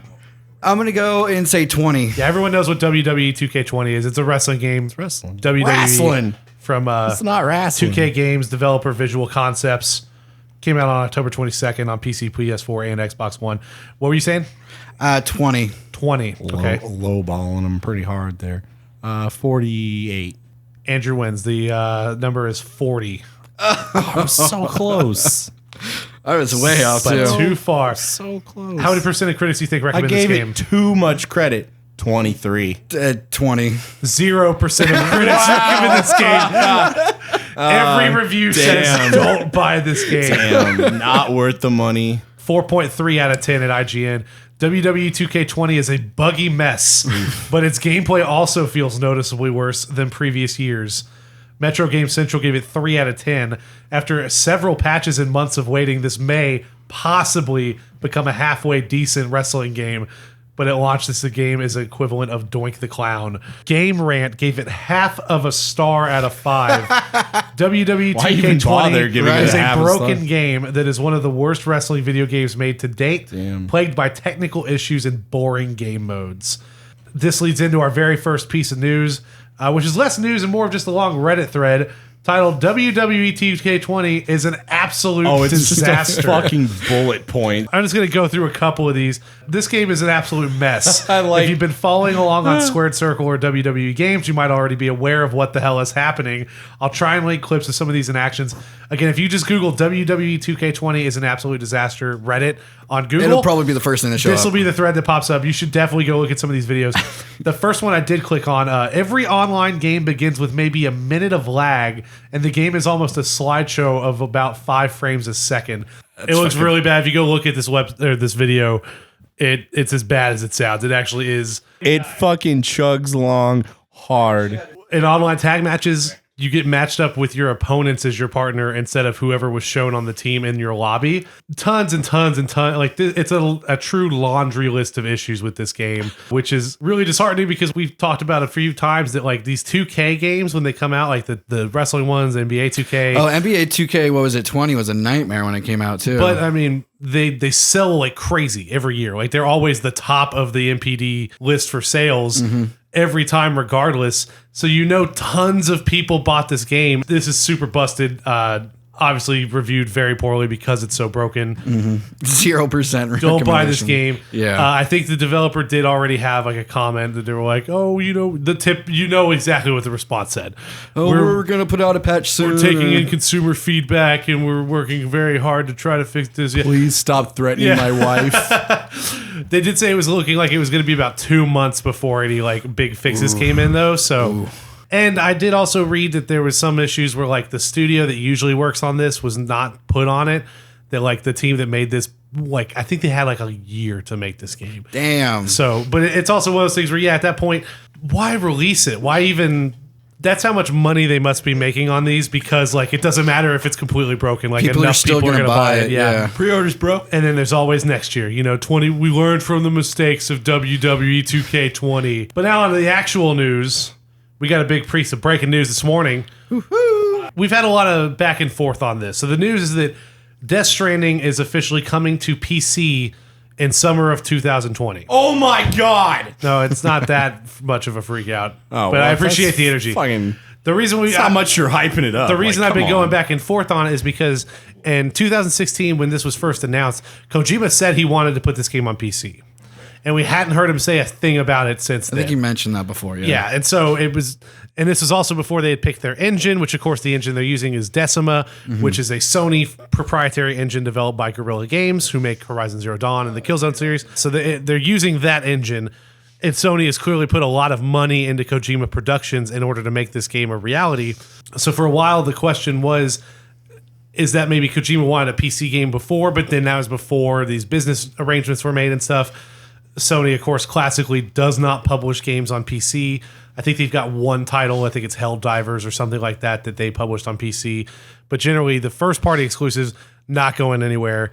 But Kojima Productions is in more of a second-party stance, where Sony has funded the game, but they're not. Kojima Productions is an independent studio. Yeah, they're not owned by Sony. Yeah, but it turns out 505 Games, the same people that published Control, are going to be publishing this game, which also means this will probably be an Epic Store exclusive. They haven't come out and said that yet, but 505 Games, I mean, Control was an Epic Store exclusive as well, so... Makes sense that it would be. Or at least for a time. This is a big deal just because this was, again, they're not first party, but this has been a game that historically we've been talking about it like it's a PlayStation 4 exclusive this entire time. Sony's learning to share. I think they are, and that's what makes this so interesting is the fact that this is their engine. Like, Sony owns this engine. They're letting someone port that to PC. This will be the first time we've seen a game of that like graphical fidelity, because again, like Horizon Zero Dawn, that is not on PC, but it looks as good as it does even on a PS4. Imagine if you could put that game on a computer with like a GTX, like a 2080 or or something 2080 like or something. that. Yeah, Because you can't and you never you can't, but you will. can with Death Stranding, and that's what's going to be so interesting. Is this game already looks phenomenal from the trailers and everything? Yeah, even on just on like a PS4. Yeah, and This game's going to be cool. this is cutting edge tech for them. Talk about like set pieces in a game. This game is going to have some just scenes that we're just like, you fucking remember that? but this is just kind of, this is very interesting. Yeah, this is a. So This is the picture of a changing Sony. This Like is a some, stepping stone or whatever some of you these call it. things, these moves they're making. Do you think this could are lead interesting. to Horizon Zero Dawn being eventually ported I over? don't know. That's what's so weird. Like, How dare you? this is this the testing ground? Don't talk I about mean, Aloy like that. the closest example we have is the fact that Quantic Dream, the studio behind Heavy Rain and most recently Detroit Become Human, Beyond that was classically a second party studio for Sony where they are independent, but most of their stuff was going to PlayStation platforms. Heavy Rain is only on PS3 and PS4. Beyond Two Souls only on PS3 and PS4. Detroit only on PS4. But now those were all games that had got ports throughout this year to PC, yeah, exclusive that's right. to Epic Game Store. And it was another instance where like no one thought that was ever going to happen. Like for a long time, Heavy Rain was like a showcase title for PS3 that showing like the prowess of a developer working so closely with Sony. So the tides are definitely changing, but I don't know if that's enough for God of War 2 or the next Spider-Man to end up on Steam or something. I think the first party stuff might still stay, but maybe Sony's going to be more, maybe they move into a position like Epic where they're like, hey, we have this Decima engine. It's awesome. We have the support of a team at Guerrilla Studios and Sony Ice, which is like the real nitty gritty tech guys that like help other studios with their Like engine fine tune problems their and games stuff. and yeah. I could totally see a future where maybe Sony pulls an Epic and they're just like, hey, we're licensing out Decima engine and we're working with Epic. We're going to put all, if you're on the game, we make it easier for you to put your game on Epic Game Store. And then maybe people start going and paying Sony to utilize their engine. That's a great way to hold on to your first party titles, keep your 30% cut when you're selling stuff on your own storefront. Like that's where Epic makes most of their money. It's not the storefront. It's that everyone uses Unreal Engine. All of the marquee titles of the last generation, I'm talking the Batman games, all the Gears of War titles, like all of the big ones, you could look at a game and know that That was it's running on on Unreal Engine yeah. 3. And we're already there now too. Unreal Engine 4 is powering everything from fucking Tekken 7 to Snake Pass to Outer Worlds that we're playing right now. Like everything is using Unreal Engine 4 now. Dragon Ball Fighters is using Unreal Engine 4. Gears 4? Yeah, of course. Yeah, Gears 4 and 5 are both Unreal Engine. Yeah, yeah. Oh, 5, excuse me. Well, 4 is as well. They're also on, Okay. on Unreal Engine 4. But that would be interesting if that's the path they choose to go down. And maybe that's the way we see Sony start flirting with the PC side of things instead of specifically saying, hey, You can the only next get our Killzone stuff is as- PC. yeah. That it would be very interesting because, again, Decima is up there with like Unreal Engine, where that is like some of the best technology we've seen in video games. I mean, yeah, just look at the trailers we've seen from Death Stranding and Horizon itself. Yes, and we've seen how well it scales because Decima powers Killzone, which is a first-person shooter, and also powered Horizon Zero Dawn, which was a massive open-world game. So we know that feature set is there. It will be very interesting to see how this goes forward. I definitely did not think that this was going to be happening so soon. And especially since compared to like Rockstar that took forever to announce that, Red Dead Redemption 2 is going to come to PC. That's exactly now what I was they're, gonna say. I mean, Sony is just going ahead and Yeah, they're saying not only before it comes out on PS4 that, hey, it's coming next year to PC as well. Exactly. But a week before the review embargo lifts. Really? Because embargoes Right. are lifted for Death Stranding this week. So next week's episode, it'll be on our What's the Score probably, where we start talking about how the reviews are looking as they're coming in. The copies are out there, but they can't talk about them until a week before Death Stranding comes out. But a week is a long time to lift your embargo for a first-party title like this. So Sony must be feeling pretty confident. Especially one that's so like, oh, what's this game? What's this? Yeah, it's been shrouded in mystery for so long. Oh, yeah, mystery. exactly. So There are people out there that know what the fuck Death Stranding is about. Yeah. They already know. How much you guys going to look into this game when it comes out? Like when that stuff starts popping. When the up? reviews start popping, not at all. I'm on media blackout for Death Stranding now. Well, that's a lie because I'm going to watch the last trailer that Kojima puts out because when Hideo Kojima puts out a trailer, it's like an event You on watch its the own. trailer, that's yeah. Like That's he's not- directing that trailer and Sure, stuff. but that's not like. I'm not reviewing. I'm not that's reading not gonna, story that, details. that trailer isn't going to spoil it. I'm going to look at what the Metacritic average is, but I'm not going to read reviews or anything like that. Which will make doing What's the Score a little difficult. We'll be playing it a little Really? closer. You'll just also. I'm not going to scroll down past the numbers. I'll stay very high up on that page. Next up, The Last of Us Part 2 has been delayed to May 29th, 2020. I brought this up on Slack and they were like, "Oh no," and then they were like, "Oh wait, yeah." Yeah, you're right. Yeah, because I that didn't was- believe you. That was one of my Twitter is up early. to date. That was one of my early morning stories. where Overwatch 2? I woke up out of bed and I was like, That's just like it bad reloading. my and shit, brain you was know? still running on the rumor mill from the night before, yeah. where people were still like, "We don't know what he's talking about." Blah blah blah.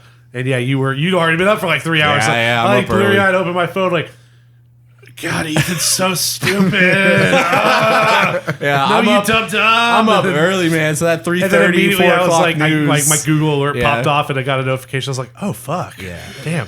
But yeah, so this has been delayed. The original date, of course, was February 20th, That sounds right. something Sure. like that, somewhere around there. So they're only pushing it back a couple of months. The oddest part is that we only just got the release date, the February date, a couple weeks ago during the State of Play. That's right. So less than a month after they announced the first release date, they've decided to go ahead and push it another 3 months. And in between that time frame was when they made the announcement about the multiplayer not being included. So who knows if maybe factions has something to do with that? Who knows? There's a lot of internal plates being juggled at Sony too, as far as when other games are coming out. It could just be a polishing run. Did they, because have they released another statement? No, well they just put out the first one. It's this blog post. I can go ahead and pull it up. Because I mean that first statement that they released, where it was from the team, it was public. They were pretty clear about they wanted to do factions as its own kind of Oh yeah. thing. What I mean is, who knows how many of the people that had been working on factions were part of the main Last of Us team, but have also been working on factions on the side. And then who knows if maybe the outcry was big enough that they kind of took a step back and were like, oh, we didn't realize that Maybe we this was should this add important this, to people. yeah. Maybe not add it to the game itself, but maybe make sure that factions shows up sooner than maybe the internal targets were. I don't know. They understood that factions was important and that they wanted to do something with it. I think if they were going to make a big change like that, they might release like a small kind of tease at it. Other than that, I think it might just, like you said, be a polished run. Or maybe they are bringing like teams together to discuss the future and it needed a little more time. I don't know. Sure. Yeah. I don't And I mean, Naughty Dog is not afraid to delay games. Uncharted 4, of Yeah. course, like historically had like 3 or 4 delays. Take as long It as was you need. supposed to come out in 2015, I think, and then ended up coming out like middle or late If it's not ready, 2016. if it's not ready, if you don't think it's ready, we're not going to think it's Yeah, ready. because these games come out and what do people say? Oh my God, this is the most perfect game I've ever played. It looks gorgeous. there's a blah. reason for that. Yeah, and you know. Naughty Dog is the crown prince of Sony's first-party studios, without doubt. Between The Last of Us just remastered, not even the original Last of Us release, and Uncharted 4, They sold 25 million copies of those two games combined. So they will put everything that needs to go into The Last of Us to make sure that Metacritic comes out and it's fucking 98 out of 100, PlayStation 4 swan song kind of shit. But we do have a small statement from Neil Druckmann, the director of The Last of Us Part 2. This is on the PlayStation blog. I know it was just about a month ago when we had our big blowout for the game, letting media play over 2 hours of it and debuting our new story trailer and revealing the release date. The positive response we saw from our community was overwhelming. You can feel the energy among the team members. After working on something for so many years, it's invigorating to get a glimpse of validation for all the hard work. However, it was during the last few weeks, as we were closing out sections of the game, that we realized we simply didn't have enough time to bring the entire game up to a level of polish we would call Naughty Dog quality. At this point, we were faced with two options: compromise parts of the game or get more time. We went with the latter, and this new release date allows us to finish everything to our level of satisfaction while also reducing stress on the team. While we're relieved that we won't have to compromise our vision, we're disappointed that we weren't able to avoid this exact situation. We wish we could have foreseen the amount of polish we needed, but the size and scope of this game got the better of us. We hate disappointing our fans, and we're sorry. I mean, it's pretty cut and dry. This feels like it's very Ethan honest, said, like a polish run. Yeah, exactly. And which is fine. Like maybe there was mid parts of the game and very end parts of the game that just didn't have the shine and polish like they wanted with other parts that were, maybe bigger. And again, man, that is a tight release window at the beginning of the year. They were going up against Final Fantasy VII, Cyberpunk 2077 a month after that. It also sounds Watch Dogs, but we'll get into that. It sounds like they were maybe in a little bit of a slight crunch time, and that kind of got the better of them, and that they're dialing it back a little bit with that. What does it say? The reducing stress on the team. Yeah, that's a kind of a, like you said, they're not one to mess around, to cut and dry. Yeah, that seems very intentionally to mention that maybe they just kind of need to cut back, so especially they can, when you're dealing with a passionate group of people like that at Naughty Dog, where it's like everyone on that team wanted to hit that February date. Yeah, the part where after working on something for so many years, like this is not something that they're just trying to shove out the door. Exactly. They want to make sure that all this work that they put into it is worth it. So this is the exact opposite of a 2K game. Yeah, exactly. Yeah, this is very honest. Pay attention to seems fine. Pay attention. It would be one thing if this game is like steaming hot garbage when it comes up. But let's be realistic. The odds of that are slim and slowly being slimmer by like this kind of stuff. Like, they're obviously. And there's plenty of people. What's the first thing you hear about when like a game comes out and there's a big day one patch?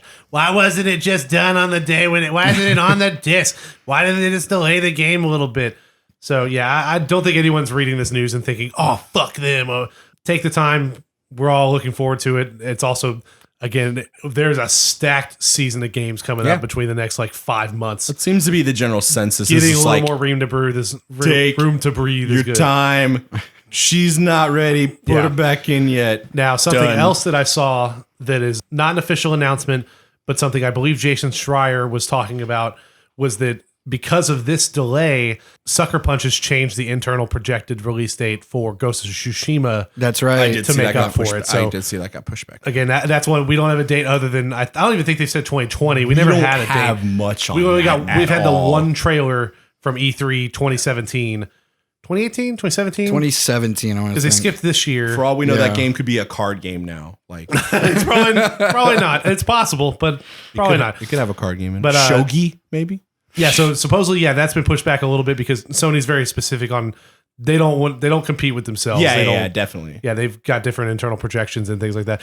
And it's so funny too. If you'd asked me a year ago the order I thought that those three games were coming out, Death Stranding, The Last of Us Part 2, and Ghost of Tsushima, it would not I be would have been 100% wrong. Yeah. I would have been like, we're obviously getting Ghost of Tsushima first. That game looks like it's almost done. Death Stranding's 3 years away. And then we'll get Last of Us 2 in 2021.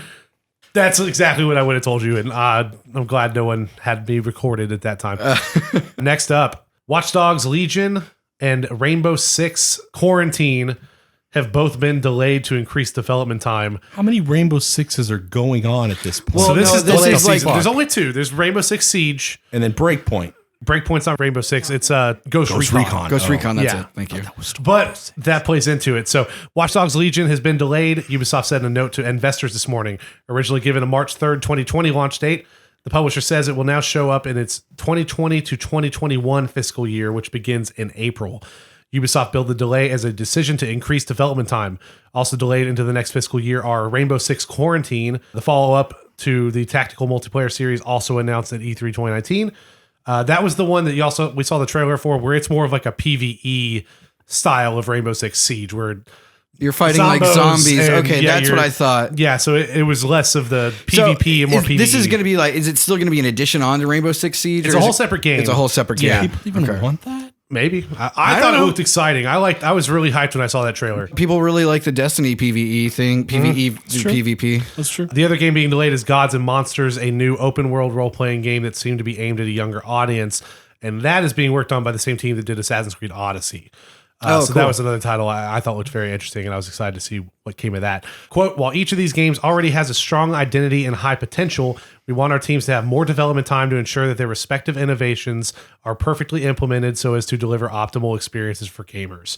Ubisoft President Yves Guillemot said in the statement. The delay leads a note of overall bad news, which mentions a sharp downward revision in the money Ubisoft expects to make from Ghost Recon Breakpoint, whose aggregate critical scores were well south of mediocre. Breakpoint is stuffed with microtransactions, and Guillemot noted the game has been strongly rejected by a significant portion of the community.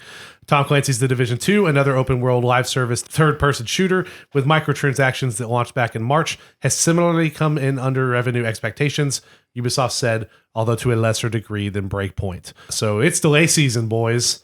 We're pushing everything back. Yep. I'm kind of sad that Watch Dogs is getting delayed, but me too, dude. Because like ever since that first trailer, I mean, Machine Gun Granny got me hyped. If they delayed it because the response to Breakpoint was not what they were expecting with regards to how the microtransaction and live service stuff was used, what were we going to get in Legion? Then, what was actually in Legion that we didn't see in these trailers? So good, I would say. Like again, it's another thing where this is such a busy season of games coming up. I don't mind not getting it to play this right away, especially if it was going to come out and ruin all the goodwill they had generated with Watch Dogs 2. Right. Ghost Recon, I don't care. Rainbow Six Siege, Quarantine. I don't care about getting delayed. See, it's all the same.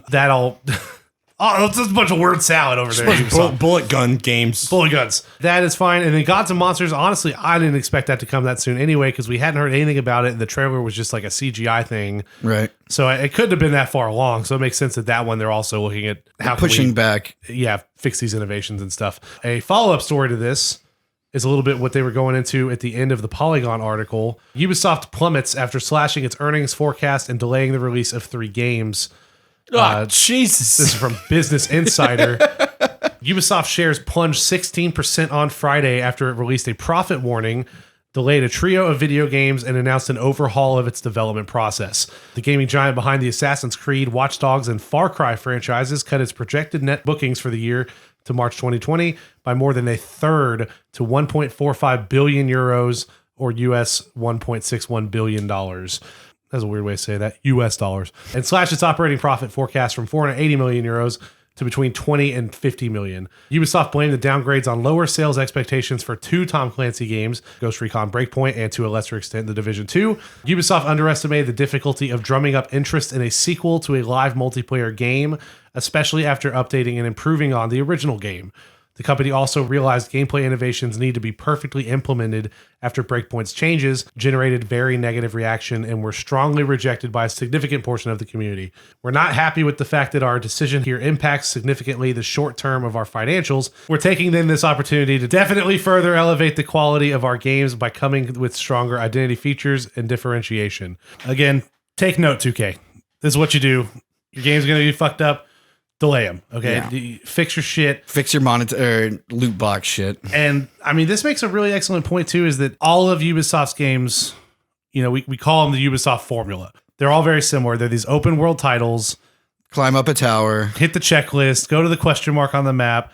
Do that over and over for 100 hours. Rinse and repeat, yeah. And some of the games grab you, some of them don't. Like, I don't care about Far Cry, but I love Assassin's Creed. Yeah. See where I'm like the opposite. But the live service issue is that, Ghost Recon Wildlands came out.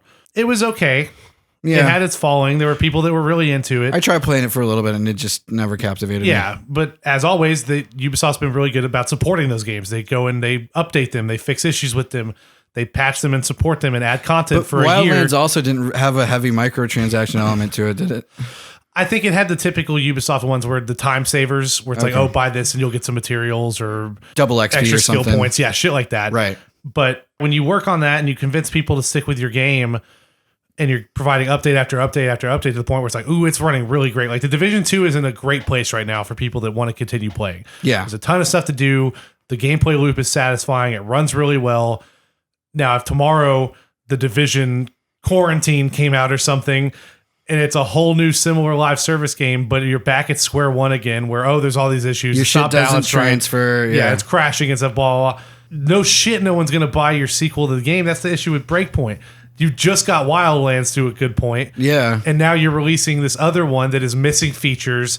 It's that buggy as all hell. Yeah, and it doesn't have the things that are gripping players like there are in Wildlands. The loop is not good. Mm-hmm. So now you want us to buy this game, but then also play it for a year while you fix it.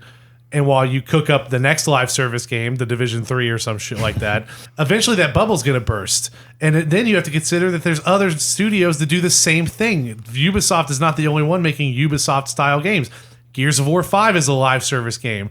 It's another one. They expect you to play the multiplayer and spend money on microtransactions. Also, don't forget that you're supposed to be playing Apex Legends and the Battle Pass, and also play Fortnite with the Battle Pass. And PUBG with the they've Battle all got Pass. their own Halloween event that you're supposed to like. How many of these can coexist at the same time? As many, And you're as still necessary. like, yeah, I think you're going to make millions and millions and millions of dollars of sales every single time these come out.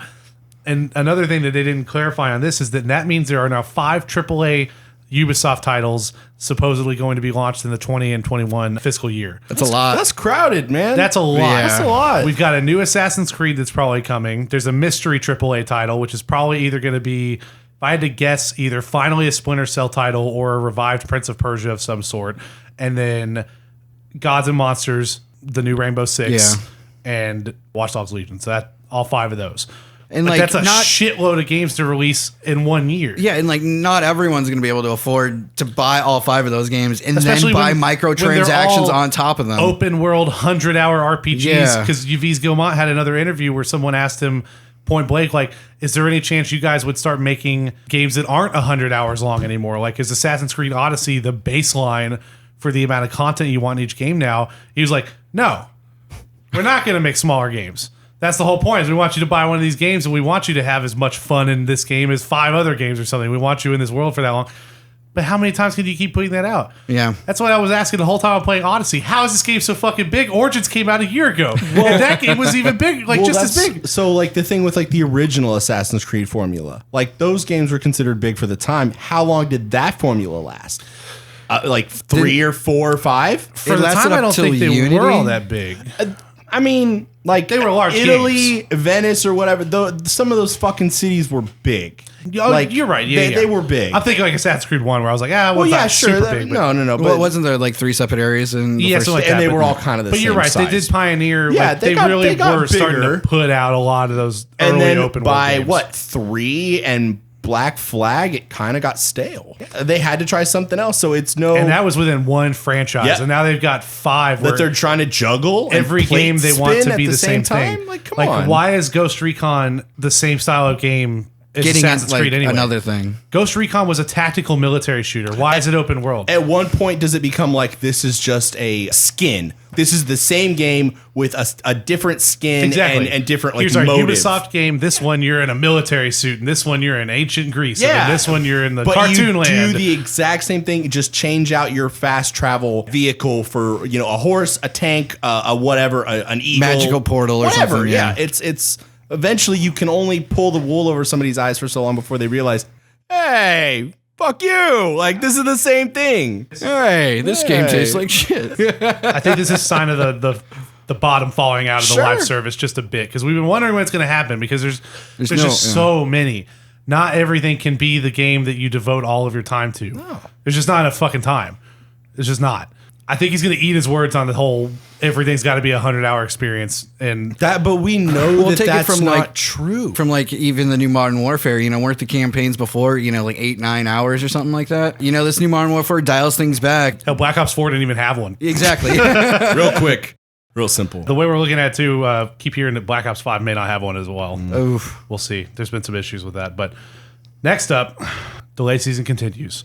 Fallout 76 NPC expansion delayed to 2020 as Bethesda promises more polish for Wastelanders. Still talking about this fucking game. To be fair, we aren't. I don't think we've really talked about Fallout 76 on the podcast. As a society. Planet, why are we still giving Bethesda our time and energy with this specific game? Just like Anthem. Fallout 76 is one of the best-selling games of this year. Was it really? Yeah. Is that fiscally true? As far as the number of copies God. and the amount of money they make. God damn It's it. a Fallout game. I know, you're right. I mean, I understand. It's a Fallout game. Like a shit ton of people bought it. Well, I can't say anything because George it came with my Xbox Xbox. came with it. Yeah. God Like, damn it, sheeple. Yeah, like, what there's- the hell is wrong with you? Remember how quickly that retailers were like, fuck. Yeah. And discounted that Everyone thing so stopped buying quick. the Yeah. game. We need to get. We're giving you buy a $5 mouse. You're getting a copy of Fallout 76 to go with it. But so my thing You want is a water? just, Here's a cup of when your 76. game is so renowned as being bad by the community, how can you just not make it better? It's just like, do the opposite of what you did. Like, it's not hard.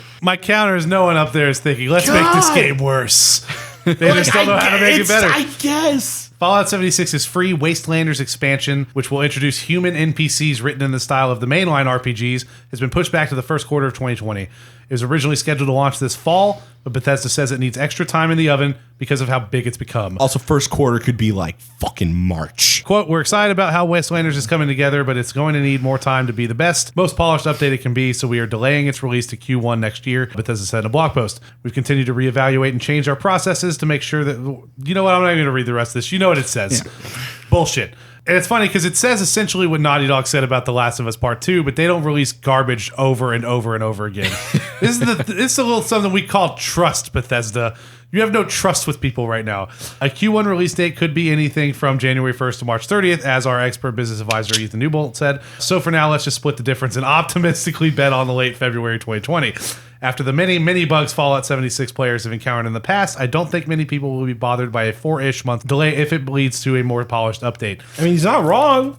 The addition of human NPCs and Wastelanders headlining feature, but it's far from the only thing coming in the expansion.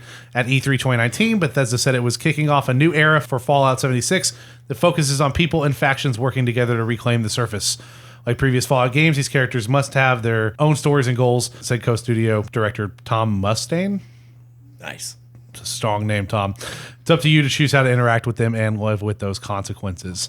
Our follow-up story. Since they delayed Wastelanders, we got to start generating more money for our game that no one wants to play. Did that happen first Yes. and then Yes. this happened? Yes. Oh, okay. It's all coming together now. Fallout 76 now has a $100 a year subscription service called Fallout First. This is what they needed the polish for? Fallout 76 has revealed a new subscription service, Fallout First, which allows players to play alone in private worlds, among other things. Launching today and priced at $12.99 a month or $99.99 a year, Bethesda explains that a Fallout First membership gets you private worlds for yourself and up to 7 friends, except it doesn't really. A scrap box with unlimited storage for crafting and materials that seems to eat everything you put into it. A survival tent that acts as a placeable fast travel point that only works half the time. 1,650 atoms a month for the game shop, which had a lot of its items increased in value or in cost. God. An exclusive Ranger armor outfit, which apparently breaks all canon storytelling with Fallout because the Rangers didn't exist at this time in the game. Because this is wow. like 15 years after the apocalypse or whatever, and that group doesn't show up till Yeah. like 80 later. And unique icons and emotes. I think that part works. Only the owner of a private world has to be a Fallout First member. The 7 other friends can be regular players, although the world will only stay active if at least one player is a first subscriber. Only existing characters can join a private world. Private worlds will have the same rule set as the public adventure mode, can't currently be changed. However, Bethesda promises that private worlds will get more features in the future, including the possibility of mod support. So if your buddy has to go to bed and he's like the first member or whatever, everybody has to stop playing that world. Yes. Okay. Just so I'm just making sure I understand. Next, I got a post from Brian over at PS4 Trophies. I love Brian, by the way. His Twitter account's very awesome, and he makes a lot of great tutorial guides if you're a trophy hunter out there. Shout out to Brian. Shout out to Brian. Bethesda has lost their minds if they think they can charge more God, per month he's so than the right. following. PlayStation Plus is $10 a month. PlayStation Now is $10 a month. So is Xbox Game Pass and Stadia Pro. EA Access is only $5 a month. Really? Netflix Basic is $9. Hulu Premium is $12, and Disney Plus will be $7. Bethesda's Fallout First subscription is $13 a month, and you still have to buy the game on top of that. Are That's you right. out of your Yeah. mind? Like, seriously? Honestly, I'm surprised all that's more expensive than fucking Disney Plus, because with the shit that they've got, it's like they should be the top with like 12 or something. Out of their fucking minds. Yeah. Insanity. Muff cabbage. It's absolutely crazy. The Fallout 76 news continues.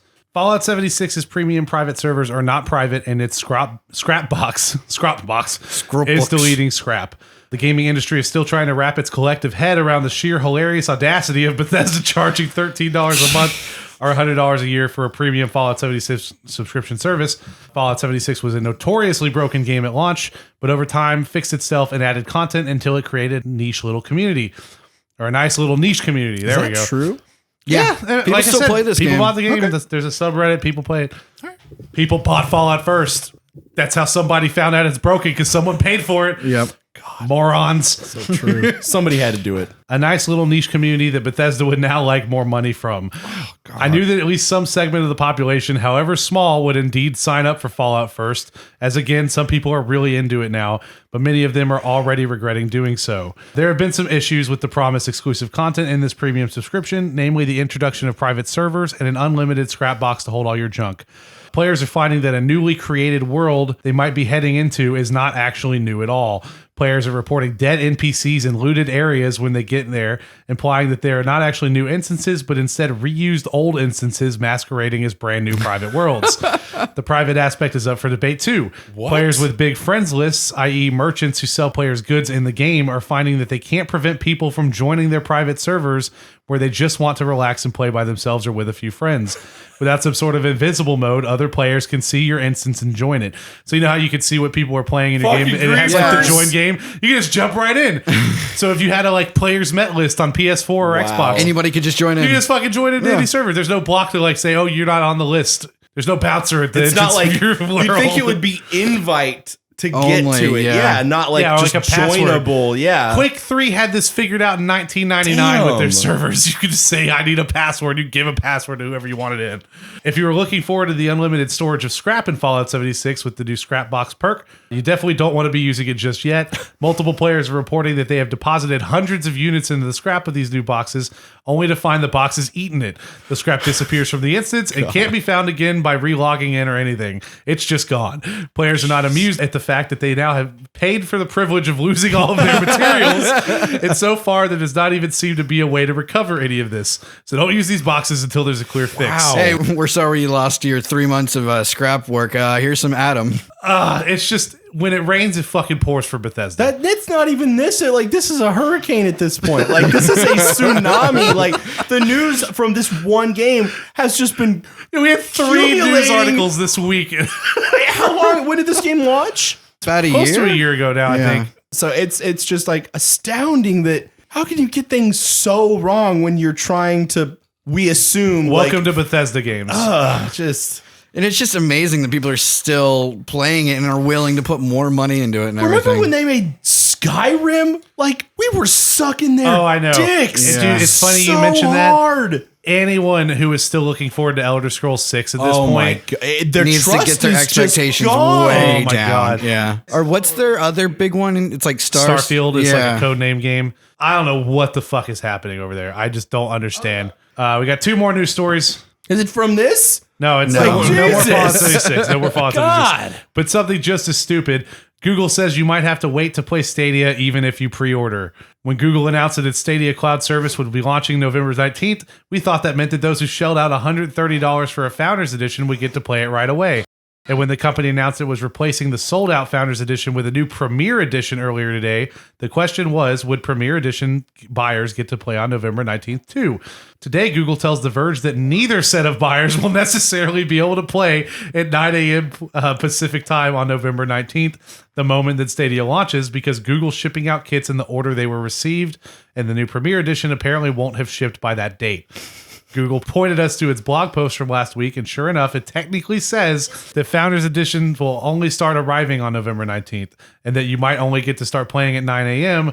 that day if you were one of the first gamers who pre-ordered it. This means that if you ordered a $130 Founders Edition, I like that they keep specifying how much you spent on digital this thing. waiting list? Yes. Founders Editions more recently, which give you Founders Edition only dark blue controller pictured above, a coveted Founders badge on your account, and the ability to gift a 3-month pass to a friend, and a chance to secure a unique Stadia username. You might not get it on day one. You might not have too long to wait, though. Google tells us it's expecting that the Founders Edition and Premier Editions to be delivered within the first 2 weeks of launch. And that looks likely based on the messages we see when we try to order a Premier Edition right now. Google's online store shows that if you ordered a Premier Edition today, it would ship sometime in November, even if you don't pay for the expedited shipping. Stadia will launch more broadly in 2020 for Chrome web browsers, laptops, tablets, and Pixel phones. You won't need to buy the Founders Edition or Premier Edition kit if you're willing to wait. So no day one delivery for Stadia. This is going to be like such a shit show. Whatever happens This is going to be terrible. I want this. I have this. Money, please. Here, money. Here, thing I have that you want. Done. Thing work. Hey, Fuck you. I don't like. Why is this so hard to just release a working product? Maybe it's just me. I mean, do you think this kind of goes back to like the delay issue with Last of Us and Watch Dogs Legion? Google just wants to get it right. Yeah. It sounds like a logistical fuck up. If they didn't know that they were going to need to ship these out earlier than they are, like, I don't know. Like, there's not that many of these fucking things out here. Microsoft sells like, how many fucking PlayStation 4s were sold day one? Like millions of units on the first day. There's no way that Google Stadia has sold millions of pre-orders for this fucking thing. How many pre-orders do you think they've had? Oh, I wouldn't even begin to guess. I mean, you know what? Fuck it. Here's what we're going to say. If they actually put out numbers, I'm going to say the first 2 months, 200,000 units. I was thinking about that as well. That's what I'm going to guess. I'm going to say by 2 months, they'll probably announce that it might be something like 200,000. I'll say 150. I can't imagine it's a million fucking units. No. Like, I don't know anyone that's talking about this. I haven't seen a commercial. They got ads for like the Pixel phone and shit. I haven't seen a fucking ad for Stadia.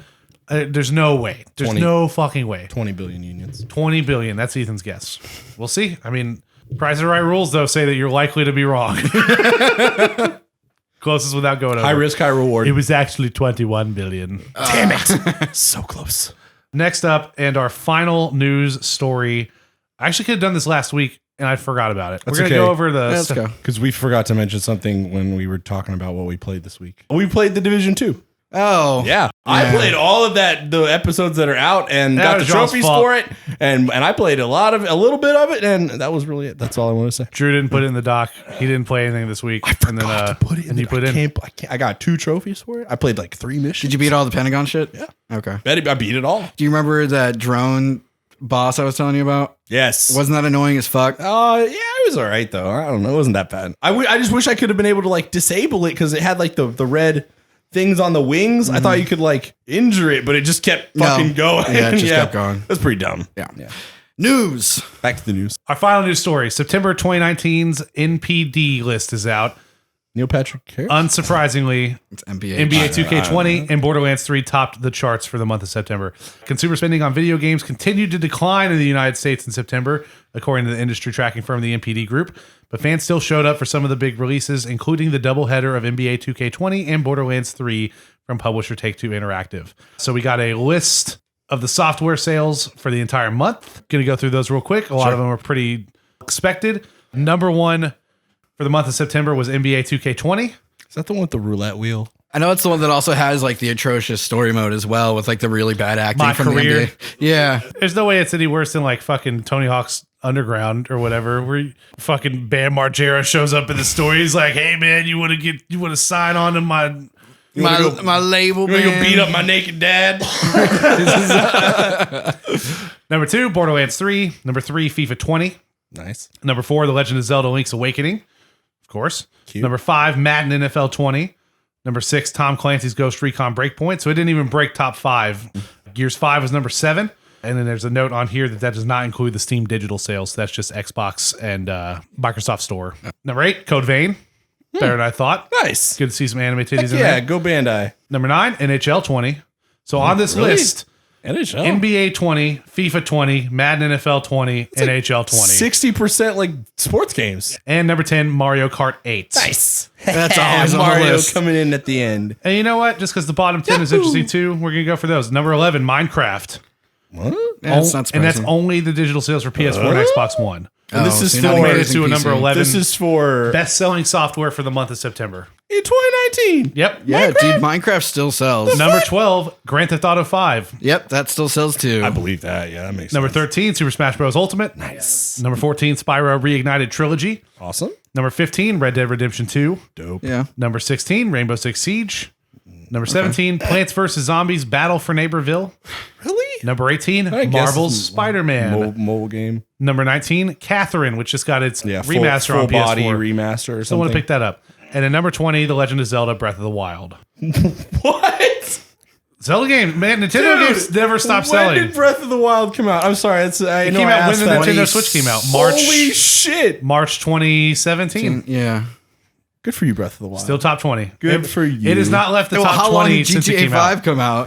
Yeah, GTA 5 has been out since 2013. But they, so is this software as based on like the actual game? Yeah. Or just like, Software sales, digital and physical, unless otherwise noted. and that it's not just like, oh, I bought this much money for Grand No, Theft it's actually Auto. you bought a new copy of Grand Theft Auto 5 at whatever price it Sure, was sure, sold. yeah. So these aren't numbers in as far Yeah, as yeah, like yeah. dollar sales. It's just how many units were sold. Because some of those games are like $30-$40 now. They did take a minute to note Gears 5 debuting at number 7 may seem disappointing at first, but it's important to remember that it's part of Microsoft Xbox's Game Pass subscription program.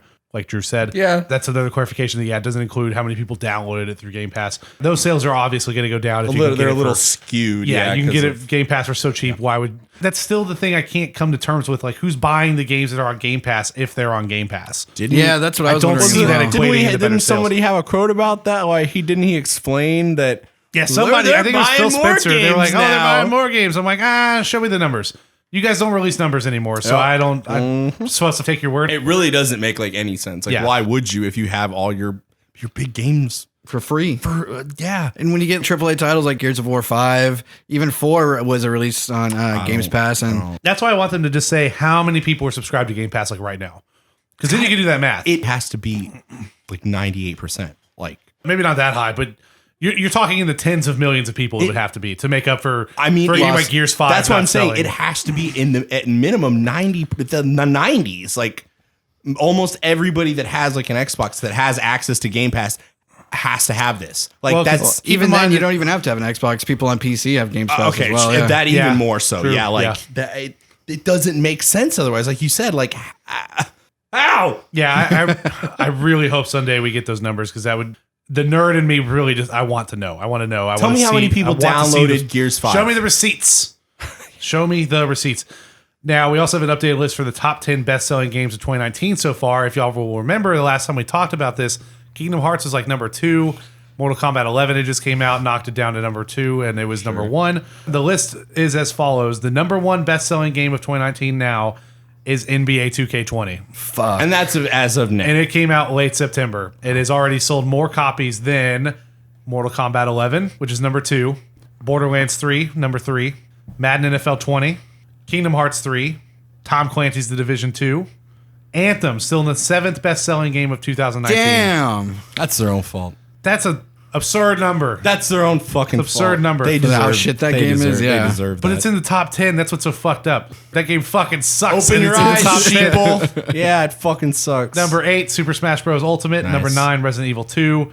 And number 10, best-selling game of 2019 so far, Grand Theft Auto 5. It never leaves the top 10. Never done. We're going to be 70 years old. Did you see that new GTA Final update? Fantasy 37. They put robot hookers in Grand Theft Auto 5 Grand now. Theft Auto 5. 6 wasn't my jam, you know. You can hook it up into your penis now. That Rockstar really knows what they're doing. Boys, that was all the news. Exciting. Cut all that out. That's fine. I'm going to cut everything out. I'm going to cut the whole episode. It's going to open up with the intro. You I'm guys going want to to say, come back boys, tomorrow? that's all the Try news. it again? Do it all over again, see if we can get a one take? That was a solid episode. I appreciate it. Yeah, we had some technical issues. Hopefully, you don't hear You too won't much of that on notice your end. If I do my job Travis- right, you'll yeah. never know until you get to the end of the episode and you hear me say it. But yeah, that was episode 22 of the Absent Minded Podcast. We appreciate you listening to us all the way to Solid. the end.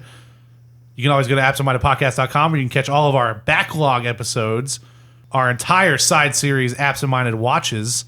Yeah, I host Where- that. I believe our latest episode, by the time you hear this, will be Lara Croft Tomb Raider's Cradle of Life. Oh, man. She punches a shark. It's great. Go watch it. Yeah, that will be the go latest listen. one. We won't post one. Yeah, House of before Dead's this next. comes But that's out. a week Yeah. from now. While you're there, you can always find us on all those podcast platforms of your choice and leave us reviews there, especially on iTunes. That's the biggest one. You leave an iTunes review and you take a screenshot of it and you send it to me, I will Venmo you nothing, but I will text you a thank you personally. I will do that. So they're gonna get your phone number. Anyone who probably hits me up with that screenshot probably had my phone number anyway.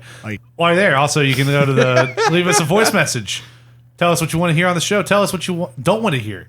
If you hate What's the Score, Yes, please give us some you feedback. suck, but I want to hear you tell me that. Maybe we'll toss What's the Score. Give us we'll figure out something suggestions. that you Maybe like. you come up with a game and tell you us. tell us what's Yeah, so you fun. think You my- think your you're ideas so are great. so Why don't you put in some effort every once in a while? definitely think you're better than me. Stop berating our listeners. They started it. While you're there, you can also use the listener support program to donate $1, $5, or $10. Or $20. No, you can't. I don't think you can. I'm still on $20. I don't think you can do it. Fuck. That's it, guys. Oh, Appreciate y'all listening. Follow me at Oh yeah, follow us on all the I socials. can't remember Follow if we Ethan. said my tag because I think I cut you off at the beginning. I always say the tag. Yeah, he always does. Oh, does it? Yeah. Okay, well, cool. At Soulsbjorn, just in case. At Soulsbjorn. Hopefully some streams will be coming your way soon. I'm gonna finish that Red Dead. I swear to fucking God, I'm gonna finish that fucking Red Dead. Arthur Morgan. Yeah.